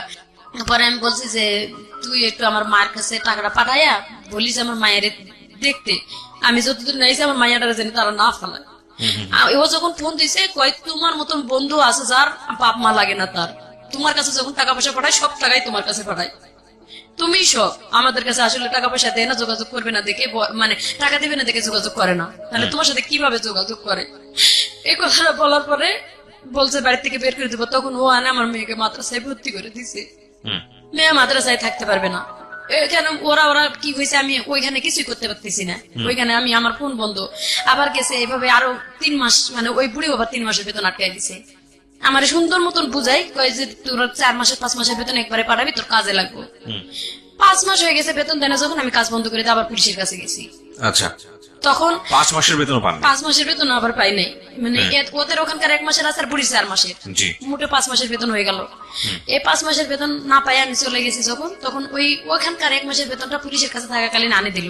আচ্ছা। এবং বুড়ির ছেলে আসে ওদের সামনে আমার 100 টাকা গিফট করে, এটা বাংলাদেশে 2000 টাকা হয়, গিফট করে বলতেছে তোর ফোন আজকে তোর হাতে দেবো, ওয়াইফাই দেবো, নাহলে তোর সিম কিনে দেবো আমি পার্সোনাল আলাদা করে, তুই অল টাইম বাংলাদেশে যোগাযোগ করতে পারবি, এবং আমি তোর বেতন প্রত্যেক মাসে মাসে ক্লিয়ার করে দিব। আমি কই আগের 5 মাসের বেতনটা আমারে দেও। বলতেছে যে তোর আগের 5 মাসের বেতন, এই যে ওরা 1000 টাকা দিয়েছে আগের মাসেরটা, ওদেরটা, আর আমি আমারটা বাসায় যাই তোরে দিতেছি সব। এ টাকা নিয়ে বাসায় গেল, বাসায় যে দোকানে নিয়ে গেল, আমার দোকান থেকে কাঁচা বাজার যা যা লাগে আমি কি কি খাবো কিনে দিল সবকিছু। জি। সেদিনটা পুলিশের কাছ থেকে আর কি লিখে দিয়ে নিয়ে আসলো, নিয়ে এসে কিনে দেওয়ার পরে আমি আবার 1 মাস, ওই 3 দিন 4 দিন পর কই এই 2 দিন পরে দিতেছি, 1 দিন পরে দিতেছি, করতে করতে আবার 1 মাস কাজ করলাম ফুল তাদের বাসায়। আচ্ছা। আগের ওই 1 মাসের বেতনটা আমারে দিছে, কিন্তু এটা এই বেতনটা দেওয়ার কোনো খবর নাই। এভাবে আবার ওদের 5 মাসের বেতন জমলো। তো আগের 1 মাসের যে বেতন পাইছি আমি কুষ্টিয়ার এক ভাইয়া, আমি ময়লা ফেলতে আসে, ওই কুষ্টিয়ার ভাইয়ারে দিয়ে আমি পাঠাই দিছি যে ভাইয়া আমি আমার ইমো নাম্বারটা দিলাম আর টাকাটা দিলাম, মানে বিশ্বাস করে যদি তুমি পারো একটু হেল্প করো, আমি খুব কষ্টে আছি। ওই ভাইয়া বললো কি যে তোমার যখন ফোন দেয় না, তাহলে আমি তোমার একটা অমুক টাইমে মোবাইল কিনে এনে দিয়ে দেবো, একটা সিম কুপনে তুমি এটা রেখে দেবা।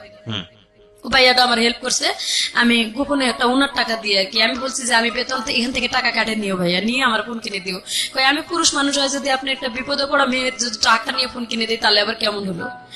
তবে ভাবি আমি একটা সিম সহ করে কিনে দিতেছি, তবে সিমটা যদি কোনো বাইসেন্স ধরা পড়ার মতন ভাব হয়, সিমটা আপনি ভাঙে টয়লেটে ফেলাই দিন অথবা মুখের ভিতরে ঢুকাই রাখেন, যেহেতু ফিঙ্গার দিয়ে কিনতে হয়, আমার যাতে সমস্যা না হয়। এভাবে ওনারা একটা ফোন কিনে দিল আমারে, দিয়ে ওই টাকাটা বাংলাদেশে পাঠাইছে। আমি ওই যে গোপনে এই ফোন থেকে আমি রাত্রে ঘুমাইতে গেলে ওই যে ময়মনসিংহে কল দেই, বড় ফোন থেকে ওরা কল দেয়, আর আমি কন্টাক্টে কথা বলি, মেয়ের খোঁজ খবর নিতেছি, মেয়ে কোথায় থাকলো, মাদ্রাসায় ভর্তি করাইছে। আমি অনেকটা হ্যাপি হলাম যে যাক মেয়েকে যখন মাদ্রাসায় ভর্তি করাইছে ও তো এখন বন্দি অবস্থায় থাকবে, আর কোনো ভয় নাই। মেয়ে নাকি 1 মাস লেখাপড়া করে কান্দাকাটি করছে, আর পড়বে না ওখানে, বাপের কাছে বলছে, বাপে কয় তোর মানে খারাপ ভাষা ই করছে এখানে, যাই হোক ওখান থেকে ও রাগ করে কয় তোর কি লাগে, তুই আমার মেয়েরে নিয়ে গেছিস কে? ওখান থেকে বের করে, মানে মেয়ে নিজে নিজে পালে আসছে, ওখান থেকে বের হয়ে গ্রাম সম্পর্কে এক ভাইয়ের বাসা শহরে ওখানে থাকলো। ওই যে 5 মাসের বেতন তারা 5 মাস মানে টাকা হাতে চিপে ধরে 5 মাসের ফিঙ্গার নিল রাত্রে আমার কাছে নিয়ে, মাত্র 3 মাসের বেতন দিল, আর 2 মাসের বেতন কয় ব্যাংকের থেকে আনতাছে তুলে, আনতাছে কয়ে বেতন ওই 3 মাসেরটা দিয়ে 3 দিন পরে আবার আমার কাছে রিপ্লাই 500 টাকা নিছে ওরা, নিয়ে বলতেছে কি যে 500 টাকাতে আমাদের ঘরে কোনো বাজার নাই, তুই আর 2,500 টাকা পাইতাছো শীত আমাদের কাছে, এটা সহ দিব। আমিও সহজ মনে দিয়ে দিছি ওই 500। এরপরে আর কোনো বেতন তাদের বাসায় আমি পাই নাই। পরের মাস পর্যন্ত কাজ, আরো 1 মাস কাজ করলাম, কোনো বেতন পাই নাই। আমি যে বেতনটা দিয়েছে ওরা ব্যাংকের মধ্যে পাঠায়ও নাই। আমি ওই গোপনে ওই ভাইয়েরে দিয়ে ফোন দিয়ে ভাই টাকাটা পাঠায় দেন, নাহলে ওরা আমার কাছ থেকে কোন সময় কাটে নিবে। ওই গোপনে আর কি ওই ভাইয়েরে দেখে পাঠাইছি, ওরা কোনো প্রমাণ দেখাইতে পারেনি ওখানে যে ওরা আমাদের বেতন দিছে। এভাবে আসি, 1 মাস যখন পার হয়েছে দেখলাম যে ওরা ভালো না। টাকাটা পাঠাতেন কাকে? এই যে কুষ্টিয়ার এক ভাই, ওখানে বাংলাদেশে কাকে পাঠাতেন? বাংলাদেশে এই ময়মনসিংহে এক ভাই আছে। না না না, মাধ্যম জানতে চাচ্ছি না আমি জানতে চাচ্ছি টাকাটা আপনি পাঠাচ্ছেন কাকে? এটা আমার ফ্রেন্ড, বললাম যে প্রথম বাংলাদেশ থেকে যাওয়ার সময় যে আমার হেল্প করলো। টাকাটা কি তার কাছে থাকতো? হ্যাঁ, বাংলাদেশে আসলে আপনাকে দিবে এরকম কোনো কিছু? সে আমার মেয়েকে চালাইতেছে এখান থেকে দিয়ে, এবং তার কাছে মোটামুটি এখন বর্তমান 50-60 টাকা ক্যাশ আমার আছে। আচ্ছা, এইটুকুই আর কি, 50-60 টাকা যা আছে ও খাবে না ভাই, আমি জানি। মানে কিছু কিছু মানুষকে মানে অবিশ্বাস করা যায় না। তো আমার এখনো বলছে যে টাকাটা দিচ্ছি, কিন্তু দিলে তো আমি নিজে থাকার জায়গায় পাচ্ছি না এখন। তো যাই হোক, পরে ওইখান থেকে যখন পলায় আবার পুলিশ, না আমি বেতনের জন্য ঝগড়া করলাম যে আমি আর কাজ করবো না। যখনই কাজ করবো না এই কথাটা বলা মাত্র আমার মায়েরা আটকায় দিয়ে ঘরের মধ্যে তারা মোবাইল টোবাইল কাড়ে নিয়ে গেল, যাতে পুলিশের কাছে আমি কল না দিতে পারি। 3 দিন পর্যন্ত আমার কোনো খোঁজ খবর করলো না ওই রুমের ভিতরে। আমি খাই থাকলাম না মরে গেলাম না বাঁচে থাকলাম। চাবি আমার কাছে ছিল ভাইয়া, চাবিটা রাখে আমি মানে ধৈর্য ধরছিলাম যে ওরা মনে বেতন যেহেতু এতদিনের এটা মনে হয় দেবে দেবে দেবে দেবে করে 3 দিনের পর আমি এরা ক্ষুধার জ্বালা সহ্য করতে না পারে নামাজ পড়ার জন্য আমার ঘরটা ওরা খুলে দেয় না 3 দিন। প্রসাব পায়খানা আমি ঘরের মধ্যে পলিথিন করে পেঁচায় রাখছিলাম। 3 দিনের দিন মঙ্গলবারে রাত্রে ওরা আটকে রেখেছে, মঙ্গলবার গেছে, বুধবার গেছে, বৃহস্পতিবারে ভোরবেলা আমি ওয়ালের উপর দিয়ে ঘরের তালা খুলে ওয়ালের উপর ওয়াল টেপকায় পুলিশের কাছে গেছি। ওখান থেকে পুলিশরা 4 দিন পর্যন্ত তাদের কাছে রেখে ওদেরকে ফোন দিয়ে ডাকে ওরা আসে না, বলে টিকিট কেটে আসতেছি, পাঠায় দিব, এই সেই ভেজাল করে দেয় না। লাস্টে পুলিশ এখানে একটা বড় সফরখানা আছে আর ওখানে আমাদের দিয়ে দিল যে 7 দিনের মধ্যে তোর টাকা পয়সা দিয়ে তোর সফর দিয়ে দিবে। 7 দিন পরে মোবাইল 2টা দিয়ে গেছে, কিন্তু আমার বেতন দেয় না ভাইয়া। পরে মোবাইল দিছে, মোবাইল ওরা নিয়ে ঢুকাই রাখছে এবং আমাদেরকে একটা বাড়ির মতো আছে, ওইখানে আমার মতন আরো অসহায় 55 জন মহিলা, মানে আগে থেকে 60 জন 70 জন আসতেছে যাইতেছে এভাবে 5 মাস আমি ওখানে কষ্ট করে আসলাম। ওখানে আসে দেখলাম আরো দুর্দশা অবস্থা। আরো যত মহিলারা আছে তারা 8 মাস 9 মাস ধরে আছে এবং তারা 2 বছর কন্ট্রাক্ট শেষ করছে, ওদের বেতন দেয় নাই। 3 বছর 2 বছর যখন শেষ হয়েছে দেয় নাই, তখন আরো 1 বছর কাজ করছে একজন 55 বছরের মহিলা, ওনার বাড়ি বগুড়া। ওই খালা এখন ওখানে বর্তমান 7 মাস পার হয়ে গেছে, 8 মাসে পড়ে গেছে এবং বাংলাদেশে কোনো যোগাযোগই করতে পারে নাই। এই আমি আসার 1 সপ্তাহ আগে ওদের সাথে ঝগড়া করে আর কি দেয় 2 মিনিট 1 মিনিট একটু কল দিয়ে যে আমরা ভালো একখানে আছি, বেশি কথা বলতে দেয় না, 2-4টা কথা বলে যাতে কাটে দেয় যে আমরা ভালো আছি, এইটুকুই মাত্র যোগাযোগ। ওখানে আমি চলে আসছি, কিন্তু অনেক মহিলা অনেক কষ্টে আছে। আমি এইটুকু বলতে চাই যে আমার যা কষ্ট হয়েছে, আমি চাই না যে ওই ধরনের কষ্ট আরো মানুষ করুক। যদি কেউ নিজের পেটের দায়ে সৌদি যায়, সবাই যে খারাপ এটা আমি বলবো না ভাইয়া, কারো রিজিকটা আমি মারবো না। আছে কিছু মানুষ ভালো, কিন্তু যখনই দেখবে যে মালিক ভালো না, 1 মাসের বেতন দিচ্ছে না, তারা পুলিশের কাছে ধরা দিয়ে চলে আসুক।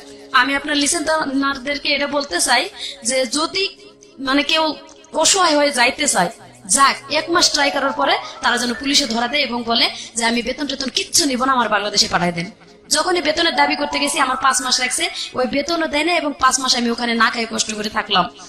এমনকি আমাদেরকে ব্যালেন্ডার করে কাঁচা মরিচ আর কাঁচা টমেটো ব্যালেন্ডার করে সাদা ভাতের লগে খাইতে দেয়, 1বার করে ভাত দেয়, 1টা করে স্যান্ডউইচ দেয়, পাউরুটি সকালবেলা, রাত্রে 1টা করে রুটি সিদ্ধ ডালের লগে। এভাবে ভাই ওখানে খায় থাকা যায়। তারপরে আপনি দেশে আসলেন কিভাবে? আমি দাবি ছাড়ে দিলাম যে আমি বেতন নেব না, আমি কিয়ামতের দিন যদি বেতন পাই থাকি কিয়ামতের দিন নেবো, এভাবে ছাড়ে দিয়ে চলে আসছি। যখন না করছি তারও 2 মাস পরে আমারে পাঠাইছে, বেতন নিব না করার পরে 2 মাস পরে আমারে পাঠাইছে বাংলাদেশে। এবং বাংলাদেশে আসছি আমি, তো আমার ফ্যামিলিতে আমার মেয়ের তো আগেই বাইর করে দিয়েছে, তারা বাড়ি থেকে যোগাযোগ করতেছি, কথাবার্তা মায়ের সাথে বললাম, ঘুরে ফিরে কয় আমি নিজেই চলতে পারি না, তোমার সন্তানে কিভাবে চালাবো, তারে কিভাবে, আমি ঘুরে ফিরে ওই আগের কথাই। তো সন্তানটা আসছিল আমার এখানে, ভাগ্নির বাড়িতে ছিল, বোনের মেয়ে। আমি আসবো শুনে মানুষের বাড়িতে ছিল, খালাতো বোনের বাসায়, তারও আমি টাকা পয়সা দিতে পারি নাই, দেই নাই এখনো। আমি বর্তমানে অসহায় অবস্থায় আছি। আমার ওই যে ওইখানে খালা ছিল, উনি আগে আসছে, উনি আর কি আমার মেয়ের ভাগ্নির বাসাতে নিয়ে ওনার বাসায় রাখছিল। বলছিলাম যে খালা তুমি একটু পারলে আমার মেয়েটারে দেখো, তার কারণ মেয়েটা এখন উপযুক্ত হয়েছে, যদি এখন একটা অ্যাক্সিডেন্ট কিছু হয়ে যায় তাহলে লাইফটা নষ্ট হবে। আমি চাই না মেয়েটার লাইফটা নষ্ট হোক। আমি মানে বড় করছি মেয়েটারে, একটু হাতে পায়ে বড় করতে পারছি, কিন্তু লেখাপড়া করাইতে পারলাম না। আর এখন আমার নিজেরই থাকার জায়গা নেই, উপযুক্ত মেয়ে নিয়ে আমি কোথায় দৌড়াদৌড়ি করবো? আমার আসলে বলার কিছু নাই। আজকে আমি একটা জিনিস বলি আপনাদেরকে, প্রিয় শ্রোতা, অনুষ্ঠানটা আনইন্টারাপ্টেড শুনেছি, শুধু বিরতি নিয়েছি, বিরতি থেকে ফিরে এসেছি। এই মানুষগুলা খুব ভালো লাগে, মানে যখন আসে আমার কাছে এসে বলে যে ভাই আপনাকে খুঁজতেছিলাম, কিছু গল্প বলার জন্য আসছি, আপনাকে দেখে মনটা ভালো হয়ে গেছে। আমি জানি না কেন তারা আমাকে এতটা মানে আস্থার জায়গায় মনে করেন। তবে এটা ঠিক যে লাস্ট 8 বছরে আমি রেডিওতে যে ধরনের শো করেছি, শুধু এই ধরনের মানুষদেরকে নিয়েই করেছি। শুধু বলবো ম্যাক্সিমাম টাইপই আসলে এই প্রান্তিক পর্যায়ের মানুষ, যাদের আসলে সেভাবে ভয়েস রেজ করার জন্য বাংলাদেশের মিডিয়া আসলে খুব একটা কাজ করে না তাদেরকে নিয়ে। একবার প্রান্তিক পর্যায়ের মানুষ, ধরুন এই মানুষটা গ্রামে গঞ্জে একেবারে নিজের পক্ষে খেটে খাওয়া একটা মানুষ, এবং এই মানুষটার জীবনে যে ঘটনাগুলো ঘটে গেছে এগুলো কোন কাব্যে এসছে, কোন উপন্যাসে এসছে, কোন কবিতায় এসছে বা কোথায় এসছে বলেন। আপনি যদি ঘাটেন তাহলে এই মানুষগুলোর চিহ্ন, এই মানুষগুলোকে নিয়ে কথাবার্তা বা আমাদের সাহিত্য সংস্কৃতির জায়গাটাতে বা আমরা অন্যান্য জায়গাতেও যদি বলি, কোয়ান্টিটির দিক থেকে বাংলাদেশে অধিকাংশ মানুষই হয়তো এরকম, কিন্তু তারা আমাদের সংস্কৃতি নমিনেট করতে পারে না তাদের ইকোনমিক কন্ডিশনের কারণে। যে এগুলো আসলে উচ্চমার্গীয় কথাবার্তা আমি বললে হয়তো অনেকেই বুঝতে পারবে না। আমি বরং সহজ করে কথাটা বলতে চাই যে তাদের আসলে এক্সেস নাই, তাদের ইনফরমেশনের এক্সেস নাই, তাদের মিডিয়া এক্সেস নাই, এবং বুভুক্ষ নাঙ্গা এভরি টাইম ফাইট করে যাওয়া মানুষ দিন শেষে 2 বেলা 2 মুঠো আহার এবং কোন রকম মাথা গোঁজার ঠাই, এটার জন্যই সারা জীবন যুদ্ধ করে যাওয়া। এর মধ্যে সাহিত্য বলেন, সংস্কৃতি বলেন বা যেটাই বলেন না কেন, সেসবের জায়গা আসলে কোথায় আছে বলেন?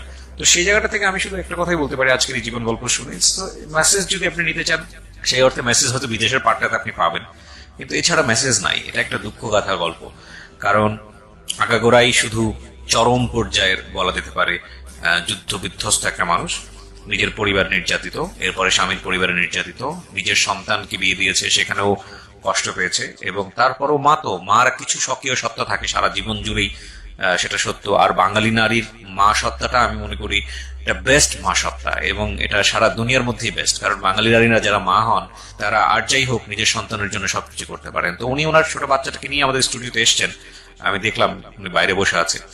তো এটা আসলে মার একটা অনেক বড় কনসার্ন যে সন্তানটাকে যে কোনো ভাবেই হোক একটা ভালো জায়গায় অন্তত তার ব্যবস্থাটুকু করা। আমি বিশ্বাস করি প্রতিটি মানুষের সাথে আল্লাহ আছেন এবং প্রতিটি মানুষই যোগ্যতম ভাবে বেঁচে থাকার জন্য লড়াই করে যাচ্ছেন, সুতরাং তিনি নিশ্চয়ই মুখ তুলে চাইবেন। কিন্তু আমাদের সামাজিক দায়বদ্ধতার জায়গাটা থেকে শুধু এতটুকুই বলার আছে, আজকের এই গল্পটা শুনে দুটো জিনিস হতে পারে। একটা হচ্ছে যে যারা মন খারাপ করে থাকেন, যারা মনে করেন ভালো নেই, তারা যারা অন্তত একটা ঘর আছে, মাথা গোজার ঠাই আছে, বিপদে পড়লে হাত বাড়িয়ে দেওয়ার জন্য কিছু মানুষ আছে, তারা অন্তত এই মানুষটার চেয়ে ভালো আছেন, সুতরাং আপনি ভালো আছেন। প্রথম কথা হচ্ছে এটা। আর দ্বিতীয়ত যেটা বিদেশ যাওয়ার ব্যাপারে, এটাই শুধু ফার্স্ট কেস না, আমি আমার জীবন গল্পে এর আগেও অনেক একটা কেস এনেছিলাম। বুঝে না বুঝে আমাদের দেশের মেয়েরা কিংবা যারা বিদেশে কাজ করতে যান তারা অনেকেই ভুল পথে পা বাড়ান এবং তারপরে তারা ভিকটিম হন। আমি অবশ্যই আপনাদেরকে ইন্সপায়ার করি বিদেশে যাওয়ার জন্য, বৈদেশিক মুদ্রা আনার জন্য, এটা আপনার লাভ, দেশের লাভ, কিন্তু নিজের জীবনের ঝুঁকি নিয়ে নয়, অবৈধভাবে নয়। এবং বাংলাদেশ সরকার যে নীতিমালা করেছে, বাংলাদেশ সরকার যেভাবে যেতে বলেছে, সেটাই চেষ্টা করা উচিত। যদি হ্যাসল পোহাতেই হয়, যদি বৈধ উপায়ে গিয়ে যদি আপনার হ্যাসল পোহাতেই হয়, তাহলে আপনি বাংলাদেশে বসেই সেটা পোহান। যদি নিয়ম নীতি পালন করে আপনাকে বিদেশ যেতে হলে অনেক কাঠখড় পোড়াতে হয়, তাহলে আপনি বাংলাদেশে বসেই সেটা করেন। সেটাই কি ভালো না যে আপনি একটা অবৈধভাবে বা অন্য কোনো পথে আপনি বিদেশে গেলেন, যাওয়ার পরে আপনি দেখলেন যে আপনি একটা মহাসাগরের মধ্যে পড়ে গেছেন এবং খড়কুটো ধরে বাঁচার উপায় নাই। বরং বাংলাদেশে আপনি হ্যাসল ফেস করলে, সেটা লম্বা সময় ধরে ফেস করলেও আপনাকে কেউ না কেউ সাহায্য করার মতো থাকবে। আপনি দেশটা চেনেন, আপনার পরিবার আছে, কেউ না কেউ সাহায্য করার জন্য থাকবে। কিন্তু বিদেশের মাটিতে গিয়ে আপনি অবৈধভাবে গিয়েছেন, 10-15-20 হাজার টাকা দিয়ে চলে গেছেন, যাওয়ার পরে আপনাকে যেটা ফেস করতে হচ্ছে, এটার জন্য আপনাকে কেউ সাহায্য করার জন্য নাই। উনি হয়তো সুস্থভাবে ফিরে আসতে পেরেছেন, অনেকে সেটাও পারেন না। এবং আমরা যেটাই করি না কেন, দিন শেষে নিজের জীবনটা খুব মূল্যবান, খুব মূল্যবান। সুতরাং নিজের জীবনের প্রতি অ্যাটলিস্ট যেটাই হোক না কেন একটু যেন খেয়াল রাখি। এবং প্রিয় শ্রোতা, আমি জানি আমাদের আজকের এই জীবন গল্প হয়তো কোনো কোনো মানুষকে রিথিঙ্ক করার চেষ্টা করবে, তবে এটা ঠিক যারা আপনার প্রতিবেশী এরকম আছে, দৈন্য দর্শনের মধ্যে আছে, নিদারুণ অবস্থার মধ্যে আছে, তারা যদি মনে করেন এরকম একটা ভুল সিদ্ধান্ত নিতে যাচ্ছে, যারা জীবন গল্প শুনলেন তাদেরকে অন্তত আপনারা সঠিক সিদ্ধান্ত নেবার জন্য সহায়তা করবেন। তো আজকের মতো এখানেই শেষ করছি। যারা এতক্ষণ আমার সঙ্গে আছেন তাদেরকে আরো একবার মনে করিয়ে দিচ্ছি, আপনারা শুনছেন প্রাণ মিস্টার ম্যাঙ্গো ক্যান্ডি প্রেজেন্স জীবন গল্প। ভালো থাকুন সবাই, এবং আমাদের এই বোনটি যিনি এসেছিলেন জীবন গল্পে, তার জন্য অনেক অনেক শুভকামনা থাকছে।